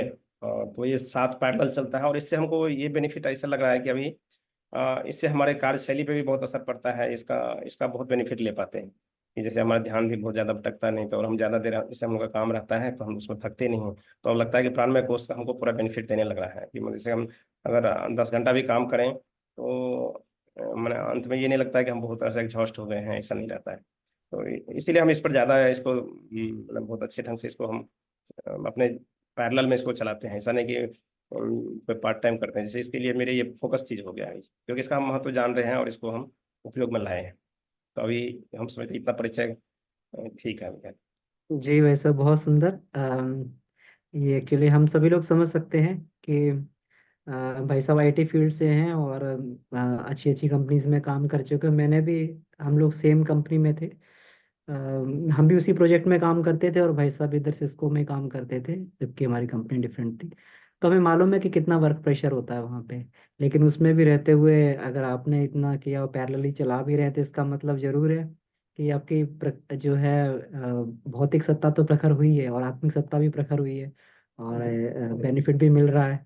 तो इसी तरीके से हम लोग आपसे बेनिफिट लेते रहेंगे, और हम सभी लोग जो लोग नए जुड़े हैं, पुराने साधकों को भी बेनिफिट मिलता है, नए लोग भी जुड़े हैं। तो हमें इस साधना से जुड़ के हमेशा आशावादी रहना चाहिए कि जरूर कुछ ना कुछ, क्योंकि सत्ता तो प्रखर बनती है अपनी।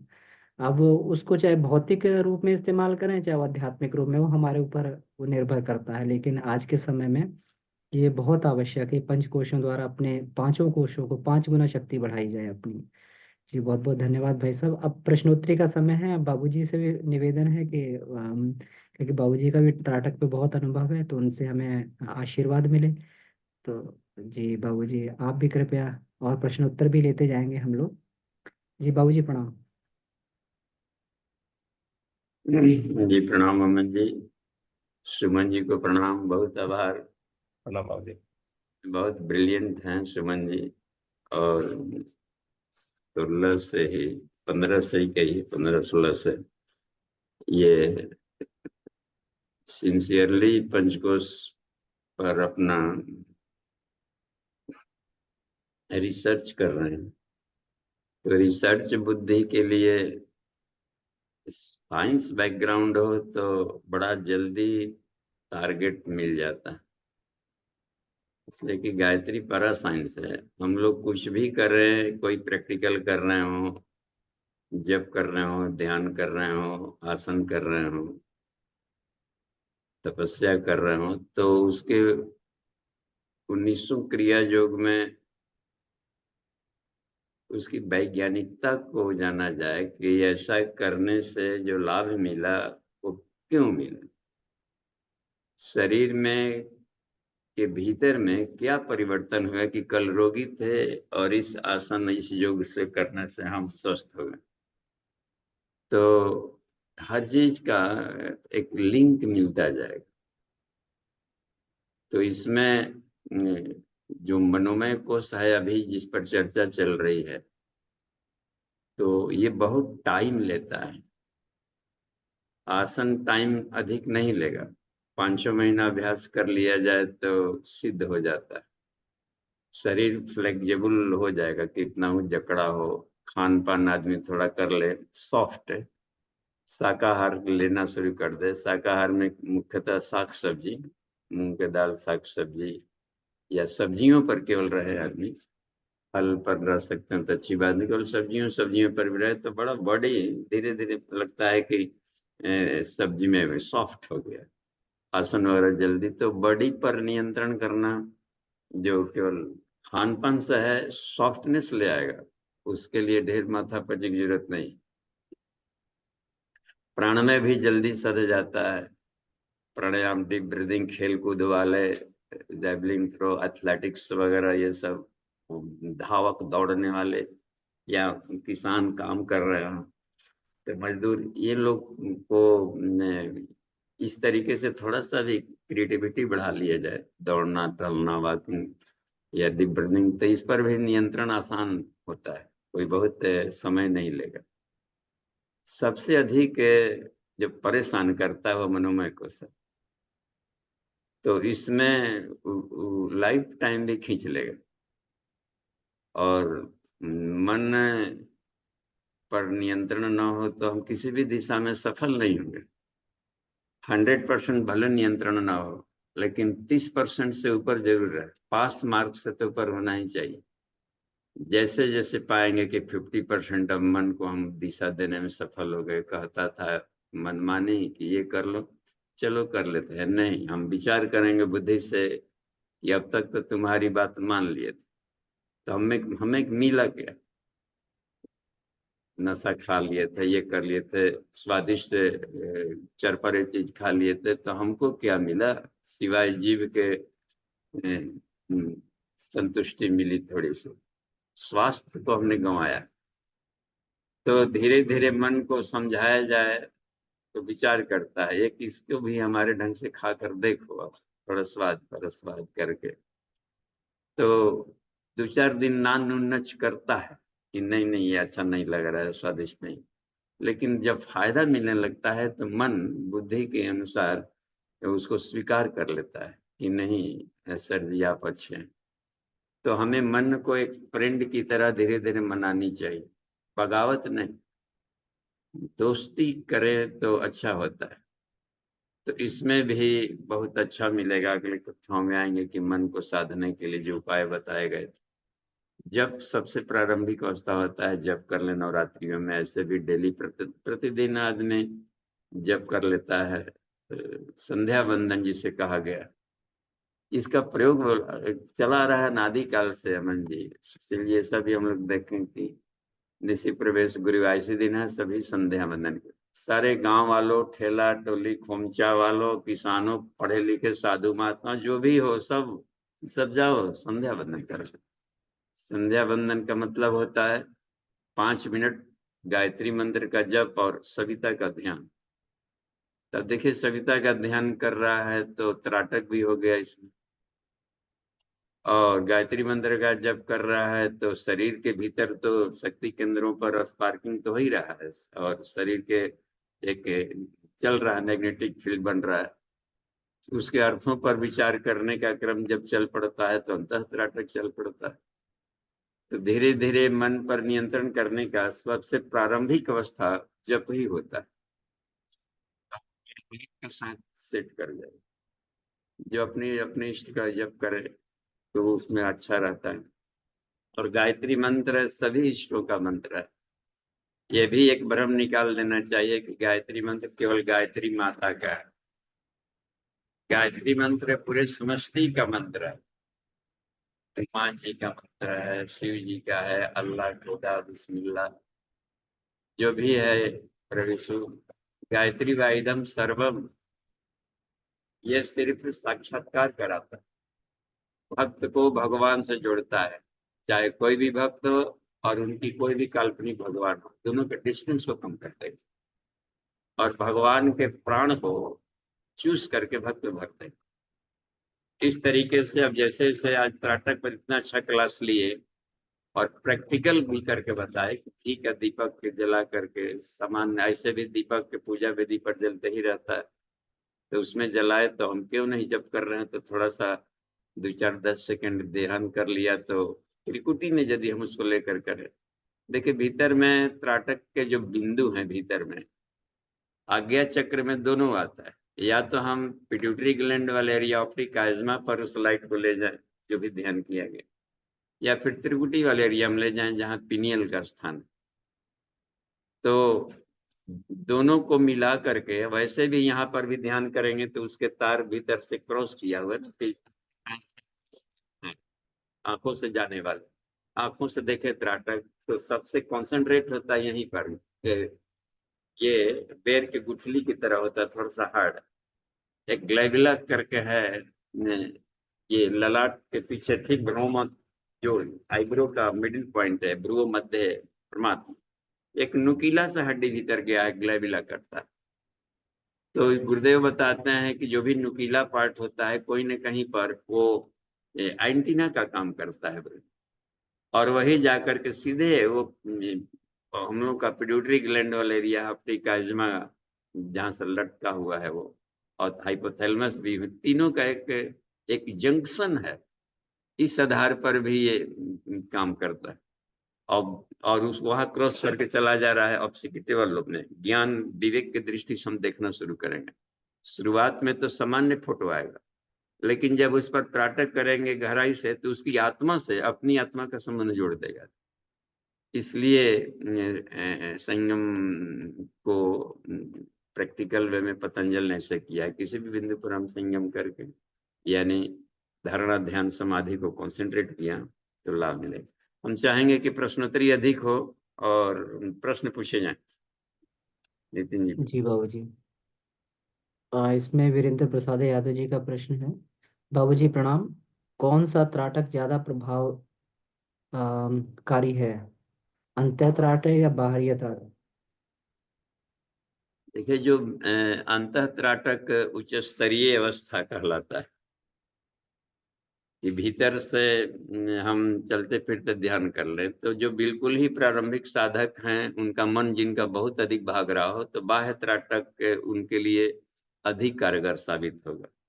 इसलिए मूर्ति विज्ञान की खोज इसलिए भी की गई थी कि हम एक जगह थोड़े से एरिया में भाग रहा था तो पूरे बॉडी पर ध्यान करें, करते करते करते हृदय पर ध्यान करें तो सब उनका गायब होते जाएगा और फिर हृदय में आत्मा दिखाई पड़ने लगेगा, प्रकाशमय। तो धीरे धीरे समेटने की प्रक्रिया में तो बाह्य त्राटक नर्सरी प्रिपरेटरी प्रारंभिक LKG से लेकर के मिडिल तक करेगा काम। आगे भी चूंकि हर चीजें नई होती तो बाह्य त्राटक ओल्ड एज तक काम करेगा। इसलिए कि ईश्वर का संकल्प है कि हम दोबारा कोई माल पैदा नहीं करते, हर बार कोई नया चीज उत्पन्न करेंगे। हर पत्तियां नहीं होगी, हर फूल नए होंगे। कहीं जाएंगे फूल देखेंगे तो फूल को देखा तो उसी फूल पर अब मेमोरी में ले आना है। तो बाह्य त्राटक तो आंखें विजिबुल ही है, देखेंगे ही देखेंगे। तो बाह्य त्राटक पर जब हम मनन चिंतन करते हैं तो किसी वस्तु पर तो अंतः त्राटक कहलाने लगता है, कॉन्सेप्ट त्राटक गहराई में। और अब जैसे कोई चीज सोच रहे हैं, कुदाल के बारे में सोच रहे हैं, किसी फूल के बारे में सोच रहे हो, या किसी खास देवी देवता के बारे में सोच रहे हैं, तो उस विषय जो है सब्जेक्ट, जिस सब्जेक्ट में सोचा जा रहा है उस सब्जेक्ट को प्रत्यय प्रत्यय शब्द का प्रयोग किया है योग दर्शन में। प्रत्यय प्रत्यय यानी सब्जेक्ट, वो सब्जेक्ट क्या है जिस पर सोचा जा रहा है। तो उस सब्जेक्ट के बाद सोचते सोचते सब्जेक्ट यदि बदला तो मन भटका, इसी को मन को भटकाव बदला।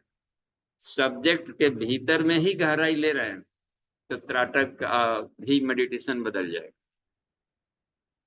एकाग्रता ले आता है। त्राटक अर्थ ही होता है कि बिखरी चीजों को एकाग्र करना। एकाग्रता शब्द में शून्यता नहीं है, एक प्लस अग्रता। देख रहे हैं ना, आगे की तरफ बढ़े। गुलाब है तो गुलाब की पंखुड़ियां देखे, सेपल्स पेडल्स, उसमें गुलाब जल कितने कैसे बनता है, क्या होता है, उसी के गहराई में सोचने शुरू करना। एक अग्रता बढ़ने का, तो उसी के बारे में सोचते सोचते रहते जाएंगे तो उसके बारे में बहुत कुछ जानकारी मिल जाएगी। किसी के बोले हुए शब्द, कोई वाक्य है, जैसे कॉन्सेप्ट भी दे दिया है उनका, कोई भी ले सकते। जैसे गुरुदेव ने ऋषि चिंतन में एक वाक्य दे दिया, अपना मूल्य समझो और विश्वास करो संसार के सबसे कीमती व्यक्ति तुम हो। वाह, सबसे मूल्यवान व्यक्ति तुम। अब इसी वाक्य को हम उठते फिरते चलते बैठते सोचेंगे तो उस समय सोचते सोचते डिप्रेशन खत्म हो जाएगा, क्योंकि डिप्रेशन अपने आप में हारिए हिम्मत, हिम्मत का हारना डिप्रेशन। तो ये है, तो अपने आप को धीरे धीरे बढ़, मैं कर सकता हूँ। 2 बार 4 बार असफल हो गया, फेल हो गया, तो हो सकता है कि 5वीं बार पास कर जाऊं। और थोड़ा सा मेहनत करके करते हैं। मकड़े वगैरह को देख करके दत्तात्रेय ने समझ लिया कि हमें तो लाइफ टाइम प्रयास करना चाहिए। 1001वां बार में हमारी जीत होगी, काहे का ही करना। तो ही हारिए नहीं हिम्मत बनने जाती है। तो किसी भी चीज पर तुम अपना मूल्य समझो, तुम कर सकते हो, क्योंकि हम तुम्हारे भीतर भी बैठे हैं। हर एक जीवों के हृदय में मैं रहता हूँ हे अर्जुन, उन्होंने कहा है कृष्ण ने। तब रह गया कि मेरे भीतर भी जब भगवान है, मेरे रथ में ही बैठे हैं, तो मैं कैसे नहीं कर सकता। तो त्राटक हमें वहां तक पहुंचा देगा जहां पर यह। तो त्राटक के परिपक्वावस्था को मेडिटेशन कहते हैं। मेडिटेशन जब मेच्योर्ड हो जाता है तो उसी को समाधि कहेंगे। Contemplation, concentration, meditation and contemplation, इसको अंग्रेजी में समझे तो ये होता है इसी को। तो त्राटक ही धारणा बन जाता है। धारणा को त्राटक कहते हैं। बस चलते फिरते उठते बैठते कौन से हृदय में कौन से विचार, कौन से विषय लेकर के हम चल रहे हैं, क्या सोच रहे हैं। तो अंतः त्राटक ही बाह्य त्राटक के माध्यम से। जी आचार्य जी। जी बाबू जी। जी पांडे जी, अपने आप अनम्यूट कर लीजिए। बाबू जी प्रणाम। हाँ जी प्रणाम। कहा जाए डॉक्टर जी, साहब। जी प्रत्यमात्मा क्या होता है? और 14 वायु 14 प्राण है, इसका वर्णन है कहीं? परमात्मा नहीं, प्रत्यगात्मा। प्रत्यक, प्रत्यक जी में क में यदि हलंत दें प्रत्यक प्लस आत्मा, तो जी एक जी में मिलेगा तो प्रत्यगात्मा हो जाएगा। जी जी वही। हाँ, क ग में बदल जाए। जैसे वाक प्लस में वांगमय हो गया संधि विच्छेद से। तो जी अब इसमें है कि प्रत्यगात्मा का मतलब होता है प्रत्यक्ष आत्मा। तो अपने भीतर की आत्म सत्ता को प्रत्यगात्मा कहा है। विशुद्ध आत्मा को कहेंगे प्रत्यगात्मा। और वो जी कवरेज में आ गया है तो वही जीवात्मा हुआ। जी वही चावल धान बन गया, तो छिलका में आ गया। तो चावल को प्रत्यगात्मा कह सकते हैं धान के सेंस में देखें तो। तो जी अपने भीतर में 5 कोषों का अनावृत कर देंगे तो प्रत्यगात्मा हो जाएंगे।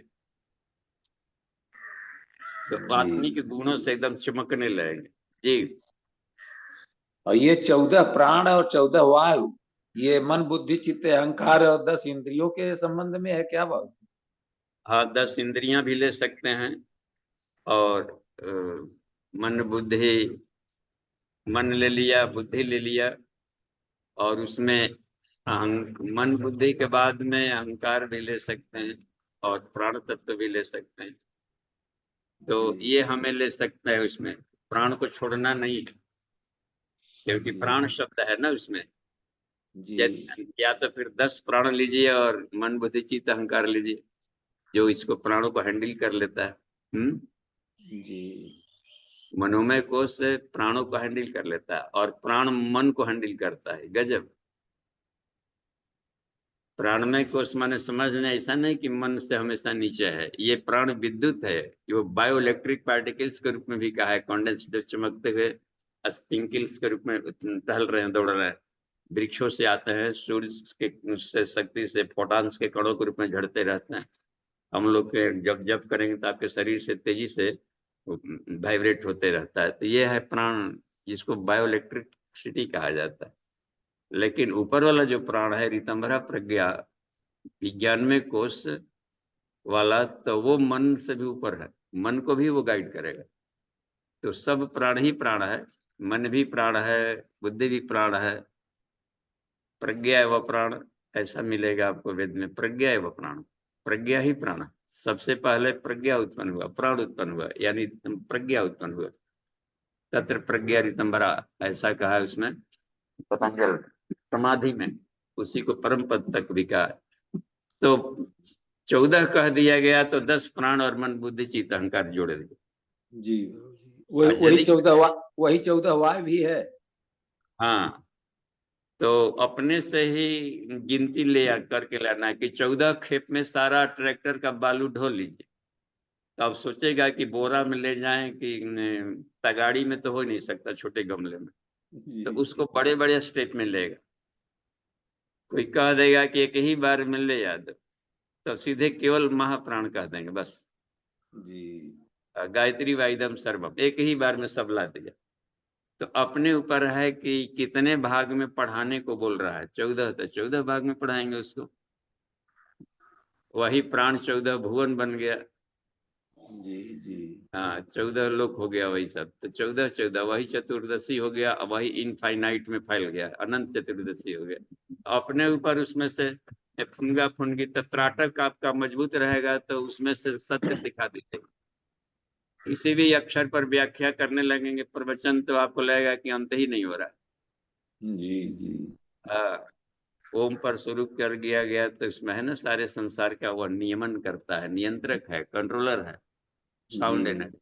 तो इसमें बढ़ते जाएंगे। सुनाम देयम एक पवित्र नाम है, यार ईश्वर द्वारा स्वयं घोषित नाम है, तो सुनाम कहा गया। तो ओम पर मेडिटेशन करने से बहुत लाभ मिलता है। ओम स्मरा, ओम स्मरा, हे मनुष्यों ओम को स्मरण करो। कृष्ण भी कहा है कि उसमें सबसे कीमती अक्षर ओम मैं गिरामस्मि एकम अक्षरम। गिरामस्मि उच्चारण किए जाने वाले कोई भी शब्द फोनेटिक मैं ओम हूं, बस। ओम को अक्षर भी कहा जाता है, एकम अक्षरम, एक अक्षर। तो जी उसलिए उसको उसके उच्चारण में हमको औम नहीं बोलना है कि अ बोले फिर उ बोले। ओम से अ निकला है, न कि अ से ओम ओम बना है। वो तो जी स्वराणाम अकारोस्मि का है, पहले स्वर तब व्यंजन। तो स्वरों में स्वरों का गार्जियन अ है। ओम अपने आप में ही एक कंबाइंड ध्वनि है, सबका अलग अलग करके नहीं उच्चारण करेंगे, जी सीधे ओम बोलेंगे बस। ओ से शुरू करेंगे, ओ का 3 मात्रा और इसके बाद म को टच करेंगे। तो ओ फिर 3 फिर म, ऐसे लिखा रहता है कि ओम का उच्चारण कैसे करें। ओम ऐसा नहीं, यानी कि पहले अ नहीं हुआ, पहले ओम हुआ ना। सृष्टि में सबसे पहले ओम उत्पन्न हुआ। जी तो ओम 3 फाक में फूटा, होता है ना कि आगे बढ़ा तो 3 भाग में हुआ था, अ उम बना बाद में जी निकला है तीनों, तब ऐसे कहे। तो न सिर्फ अ निकला है, अ कह दिया जाता है पूरा का पूरा स्वरों के रूप, और उसमें से जितने हैं तब माँ इशारे के सारे व्यंजन भी घुले हुए हैं। क, तो कवर्ग है, सवर्ग है, सब ओम से ही निकला है। ये पंचवर्ग में क्या है बाबूजी? पंच वर्ग में होते हैं ना, कवर्ग, खवर्ग, चवर्ग, जी टवर्ग, तवर्ग, जी जी क च ट त प, क च ट त प, 5 हो गए। जी जी जी बाबूजी। अच्छा, और पंच वर्ग में एक सब भी आता है, 5 कर्मेंद्रियां, 5 ज्ञानेंद्रियां, 5 जी जी तन्मात्रा, 5 भूत, सूक्ष्म भूत देख रहे हैं ना इसमें, 5 जी महाप्राण, 5 लघु प्राण, पंचामृत है, पंचगव्य। जी ये तो ये 5 5 5 पांडव गिनवाते रहिए, उसी में पूरा का पूरा संसार लगेगा कि सब परपंचे हैं, लेकिन 5 में से 5 निकला है। जी तो ये है एक शैली, ये त्राटक से ही मिलेगा, धारणा से। जी बाबूजी। यानी किसी विषय पर गहराई से विचार करने से पूरा लगेगा कि सारा संसार इसमें घुला हुआ जी है। ठीक है, और कोई प्रश्न ठीक। हम लोग करें? धन्यवाद पंडित जी। प्रणाम प्रणाम बाबूजी। प्रणाम। प्रणाम बाबूजी प्रणाम। बाबूजी प्रणाम। हाँ जी प्रणाम। हेलो बाबूजी। हाँ जी जी, सुनाई पड़ रहा है, कहा जाए। प्रणाम बाबूजी। त्राटक के सिलसिले में मुझे बात करना था। ये त्राटक करते करते मैं लय कर देता हूँ, तो गलत है या सही है? लय? हाँ मतलब मैं जब दीपक की तरफ लॉ की तरफ देख रहा हूँ, देख और त्राटक कर रहा हूँ, करते करते करते करते अंतर में जब ले जाता हूँ और उसी लय के जो शिखा के जो नीली सा भाग है उसमें अपने आप को लय कर देता हूँ। मतलब मैं एग्जिस्ट नहीं करता हूँ, तब से वो लय एग्जिस्ट करता है। तो ये जब स्थिति आती है तो एक अजीब सी ऊर्जा पैदा होती है। क्या मैं गलत कर रहा हूँ या नहीं कर रहा हूँ? लयबद्धता अच्छी चीज है, गलत नहीं कर रहा है, कोई ओके। भी प्रयास गलत नहीं है, लेकिन लास्ट नहीं है। अच्छा, तो इससे के यही, आगे क्या करना हाँ, इसलिए कि लग रहा है ना कि मैं को हटा दिया, लेकिन अभी भी फीलिंग कर रहे हैं ना कि मैं लय कर दिया हूँ, तो वो है? कौन फीलिंग कर रहा है? हाँ, ये चीज है। इसके आगे और क्या करना है मुझे? तो ऑब्जर्वर कभी भी नष्ट नहीं होता है, वही विशुद्ध आत्मा है। क्योंकि आपको लग रहा है कि मैंने अपने को लय कर दिया, तो जो देख रहा है कि मैं लय कर दिया वो कौन है? इसलिए मैं कभी भी नष्ट नहीं होता। एको हम बहुश्यामा, देखते ईश्वर ने कहा, मैं का अर्थ होता है सेल्फ, सेल्फ का मतलब होता है आत्मा, आत्मा नष्ट नहीं होगा। तो अब रह गया कि अब अपने को प्रकाश के रूप में घोल दिए, ठीक है, तो प्रकाश है तो प्रकाश के फिर मेरिट्स याद करें। प्रकाश गतिशील है, प्रकाश के एक वेलोसिटी होता है, तो मैं अस्थिर रहते हुए भी पूरे यूनिवर्स में काम कर सकता हूँ। एक जगह हर जगह जाना जरूरी नहीं, महर्षि रमण की तरह, पूरे विश्व का श्री अरविंदो की तरह। और ये सब हम अपने बहुत काम कर सकता है। हिमालय में एक जगह ऋषि बैठा हुआ विश्व को लाभ दे सकता है, सूर्य एक जगह पूरे पोषण कर रहा है। तो प्रकाश में अपने को लय कर दिए तो प्रकाश के सारे गुण से उत्प्रोत करना पड़ेगा अपने आप को। ज्ञान को प्रकाश कहा जाता है, संपत्ति भी, संसाधन भी प्रकाश है, देखते हैं उसमें शक्ति भी प्रकाशमय है। तो संसार का हर पार्टिकल को फोड़ा जाए तो लाइट में बदलता है। तो ये तो ट्रूथ है कि हम सब लाइट एनर्जी हैं, प्रकाश में घुल गए। लेकिन प्रकाश में ज्ञान है, गमन है उसमें, और एक आनंद है प्रकाश में। जहां प्रकाश आ जाता है तो जैसे तालियां पीटने लगते, आ गया भाई, लाइन खत्म हो गया, अंधेरा दूर हो गया। इसका मतलब है कि प्रकाश में आनंद है, प्रफुल्लता है। दीपावली जला लेते हैं, दीपक जला लेते हैं, अप दीप भव। तो हम अपने आप को 24 घंटे चीयरफुल फील करें, फिर उदास नहीं होना चाहिए।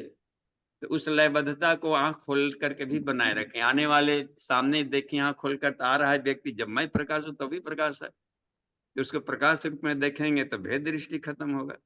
तो एप्लीकेशन जरूरी है। ओके बाबूजी, ओके, थैंक यू बाबूजी, प्रणाम बाबूजी। प्रणाम। आगे बढ़ते हैं। जी आदित्य भी।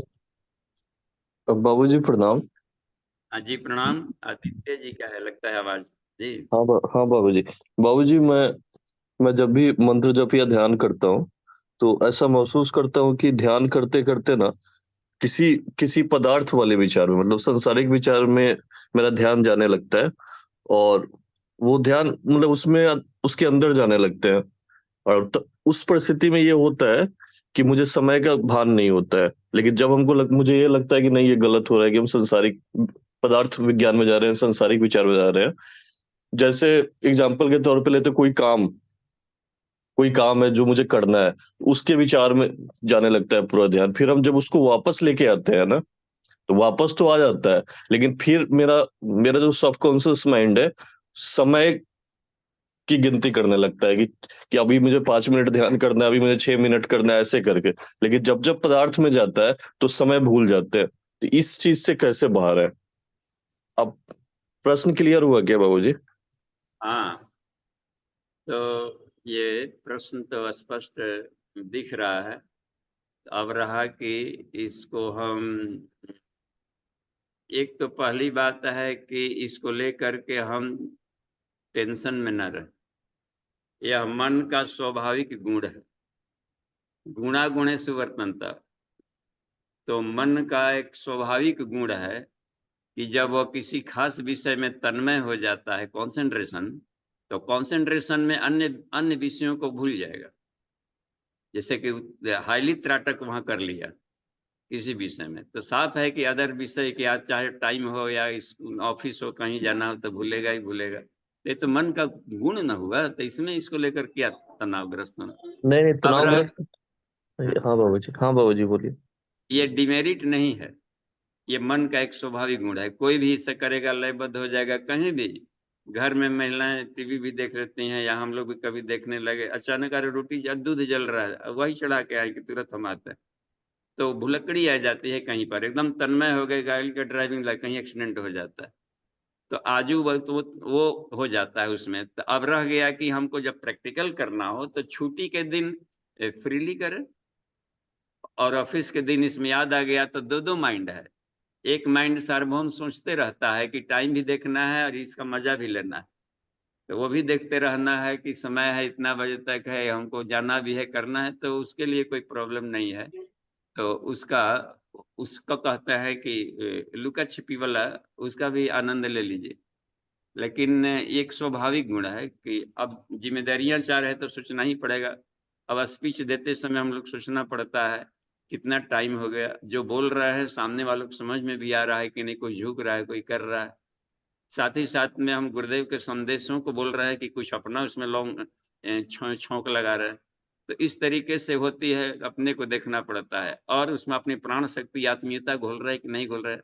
तो पांचों दिमाग एक साथ काम करता है, तो वो हमें डिस्टर्ब नहीं देगा, आपके विषय वस्तु को प्रभावित नहीं करेगा, जितना भी जैसे पढ़े ठीक है। हाँ। जैसे पदार्थ के विचार की जगह आत्मिक विचार कैसे है मतलब?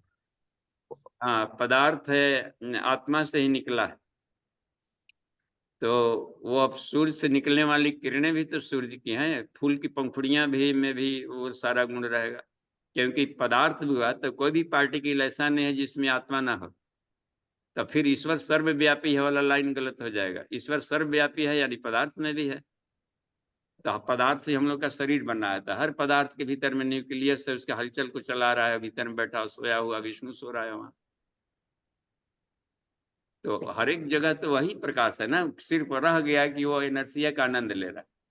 कोई व्यक्ति सोया पड़ा है, हलचल नहीं कर रहा है, बोल नहीं रहा, तो थोड़े समझेंगे कि वो मरा गया। तो उसके भीतर में समाधिस्थ है। तो पदार्थ भी ऋषि महात्मा सब हैं, और वह हाईली मेडिटेशन में चले गए, इसलिए आप उनको ठोकर मारते हैं तो पता नहीं चलता, लेकिन जब जगेंगे तो नागासाकी हिरोशिमा की तरह पूरा पूरा ब्लास्ट सूर्य को भी फोड़ सकता है वो। तो इसलिए जड़ जग भी एक योनि है, जड़ योनि, चेतन योनि। देखते हैं इसमें इसको डाल दिया था जड़ योनि। तो हर एक में चेतना ही चेतना है, हम चेतना के महासागर में तैर रहे हैं, यहाँ पदार्थ नाम की कोई सत्ता नहीं है। उसको और त्राटक करेंगे और जाएंगे तो वहां पर कहा, उसमें आइंस्टाइन का ये वाक्य बहुत अच्छा था कि पार्टिकल फिजिक्स से आत्मा को नहीं जान सकते, क्योंकि हम वहां पार्टिकल जाते जाते अपनी सत्ता खो दिया, और वही आकाश में बदल गया। हवा तक था पार्टिकल लेप्टॉन, फिर आगे जाके वेव बदल गया, अभी जाकर ऊर्जा बन गया, फिर माइंड में बदल गया आकाश, मन भी और सूक्ष्म के बुद्धि में बदल गया। तो सब अपनी सत्ता, अपनी आकृति को बढ़ाते जा रहे हैं। तो अपना डायमेंशन को तोड़ना, इसका मतलब कि सत्ता का समाप्त होना, और अंततः जाकर के प्राण एवं परब्रह्म, हर जड़ ही परब्रह्म के रूप में होता है। तो कण कण में ईश्वर को देखने का हमें अभ्यास है। तो चाहे पदार्थ में गहराई मिल रही हो या इधर मिल रही हो, पाएंगे ईश्वर को ही। ठीक है बाबा जी, ठीक है, धन्यवाद। जी धन्यवाद। और कोई प्रश्न है तो? प्रणाम बाबू जी। हाँ जी प्रणाम, 1 मिनट टाइम है। हाँ बाबू जी, जैसे ओम की जो साधना करते हैं, ओम का ध्यान करते हैं बाबू जी, उसका एक प्रोसेस बता दीजिए, उस किस तरह से करते हैं बाबू जी? ओम का ध्यान करते हैं तो किस तरह से करते हैं? तो पहले तो ओम को एक आकृति के रूप में ही आदमी देखता है। दूसरी बात है कि साउंड है, ओम एक आवाज है, ध्वनि है। तो ओम के बारे में जितने भी जानकारियां हैं हमें, ओम गायत्री मंत्रार्थ में ओम के बहुत सारे अर्थ दिए गए। तो या ओम के जो आज परिभाषा इन्होंने के श्लोक बोला था आज सुमन जी ने, ओम इतेव सुना मध्य मनगम, तो इस साउंड को, आवाज को हमें सुननी चाहिए। तो पहले तो ओम ध्वनि को उच्चारण करेंगे, तो ये तो हो गया वोकल बोले, यानी कि आहत ध्वनि हुआ। फिर उसके मन के द्वारा हमें समझनी है इस बात को। तो आज्ञा चक्र में का बीज मंत्र होता है ओम, और आज्ञा चक्र है त्रिकुटी में सिद्ध है। तो त्रिकुटी में उसका भी देखा जाता है कि उसमें एक पेडंकल है, जिसे मान लीजिए कि पेडंकल मिड ब्रेन हो गया, तो उसमें दोनों लोब्स को समझ सकते हैं, पैराइटल लोब्स भी दोनों तरफ से जुड़े हुए हैं। एक अध्यात्म है, एक विज्ञान है। राइट वाला जो पैराइटल लोब होता है हम लोगों का, वो स्पिरिचुअल माइंडेड होता है, और लेफ्ट वाला होता है वो इधर होता है फिजिकल। तो इस तरीके से ये दोनों है, हंग और छंग बन जाते हैं वहां पर ओम ध्वनि। तो ओम हंग छंग जो तो परा और अपरा का है, तो ओम का हम ध्यान करेंगे तो एक, जैसे मान ली कि बिजली बिजली चमका, तो बिजली चमकता है तो कुछ ना कुछ आकृति बनाता है वो आकाश में, जी टहनी की तरह या कहीं। इसी तरह से उस इतनी ही शानदार चमक वाली बिजली से ओम लिखा हुआ हम मस्तिष्क के स्पेस में देख सकते हैं, छोटे से सूर्य के बीच में बस, या सूर्य के भी भीतर देखें तो उसमें ओम आकृति को चमकता देख सकते हैं। हर पदार्थ के भीतर में, सारे ध्वनियों के भीतर में भी उसके मूल में ओम है। ओम ध्वनि ही आकाश तत्व के रेडिएशन से जब गुजरता है तो रिफ्रैक्शन ऑफ साउंड होकर के स्वरों में बदल जाएगा। अ आ ई उ बोला जा रहा है, ओम सुनाई पड़ेगा आई। वायु तत्व से जब गुजरता है तो पुनः रिफ्रैक्शन होगा, उसका स्कैटरिंग हो जाता है, और कखा गगा सुनाई पड़ने लगेगा, कवर।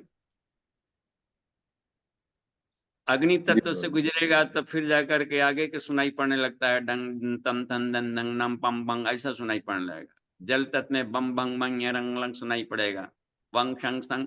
तो ये हुआ करता है कि वो सब वाइब्रेशन का जो मूल स्रोत है ओम है। तो हम ओम को विभिन्न रूपों में ले सकते हैं। पहले तो चमकते हुए आकृति के रूप में ले सकते हैं मेडिटेशन में, और अथाह शांतिमय आनंदमय है। अच्छा, यदि चमक डिस्टर्ब कर रहा है तो सिर्फ शुभ ज्योति के पुंजनाद अनुपम, उस शब्द को भी गायब कर दें। अशब्दम कहा ईश्वर ने। ओम तो बाद में उत्पत्ति हुआ, गायत्री हृदय में जाएंगे तो ओम की उत्पत्ति तो बहुत ही आगे चल करके होती है, उसके पहले तो बिल्कुल ही वो शून्यात्मक है। ओम को कहा गया है धनुष, आत्मा को कहा गया है बाण। प्रणव, ओम प्रणवो, धनु ही उसमें कहा गया है, धनु प्रणव धनु कह दिया गया है, सरो ही आत्मा, आत्मा को बाण कहा गया है। ब्रह्म तत्व लक्ष्य मुचते, छोड़नेंगे तो बाण तो जाएगा, सिर्फ धनुष तो हाथ में रह गया। यानी ओम एक रथ है जो हमको, चैरियट है जो कि हमको पहुंचाता है प्रकृति के लास्ट बाउंड्री वाल पर। उसके बाद एकाकी यात्रा आत्मा परमात्मा की, इसलिए ओम आज्ञा चक्र तक उसकी पहुंच है, परिधि तक, लास्ट त्रिकुटी तक। उसके ऊपर में शून्यात्मक है विसर्ग। तो हम अनेकों तरीके से ओम से लाभ ले सकते हैं। शांति और आनंद को ओम कहेंगे बस, और शांति आनंद को हम किसी भी शब्द में नहीं लिख सकते। तो वहां पर वो पर वाणी हो गया, पर अनुभव में सिर्फ रहेगा। तो जब जब आप शांति आनंद का फील करते हैं तो समझिए कि यही ओम, बस कुछ तो नाम देना पड़ेगा उसका। जैसे बाबूजी ब्रह्मनाद हम लोग करते हैं सुबह ओम करके, तो बाबूजी वो भी एक तरीका हो सकता है बाबूजी? हाँ, ये शुरुआती है, नीचे से वाइब्रेशन से इसमें जा सकते हैं। सभी तरह के आवाजों में एक ऐसा ओम ध्वनि है जो सबके साथ रेजोनेंस स्थापित कर लेता है। गायत्री मंत्र भी सबके साथ रेजोनेट कर लेता है, रेजोनेंस स्थापित करेगा। पौधों से, आदमियों से, आस्तिक हो नास्तिक हो, इससे कोई लेना देना नहीं, सभी का आत्मिक विकास करेगा वो। पौधों के पास भी गायत्री मंत्र बोलेंगे या आवाज निकालेंगे तो पौधों का ग्रोथ तेज होता देखा गया है। जी तो बाबूजी। सभी को, हाँ जी, ठीक है जी, बाबूजी धन्यवाद। एक फिर प्रश्न, कल क्लास में समय आगे भाग रहा है, इसकी एक अलग मर्यादा है, कल पूछ लीजिएगा, कल फिर हम मिलेंगे अद्वैत जी भावनोपनिषद में जी। ठीक है, धन्यवाद। ठीक ठीक बाबूजी, प्रणाम हाँ, अमन प्रणाम जी बाबूजी। क्लास को समाप्त करें। जी जी, सुमन जी भाई साहब, तो शांति पाठ के साथ में आज की क्लास को समाप्त करते हैं। जी। ओम शांति है, शांति है, शांति है। सबको प्रणाम, शांति।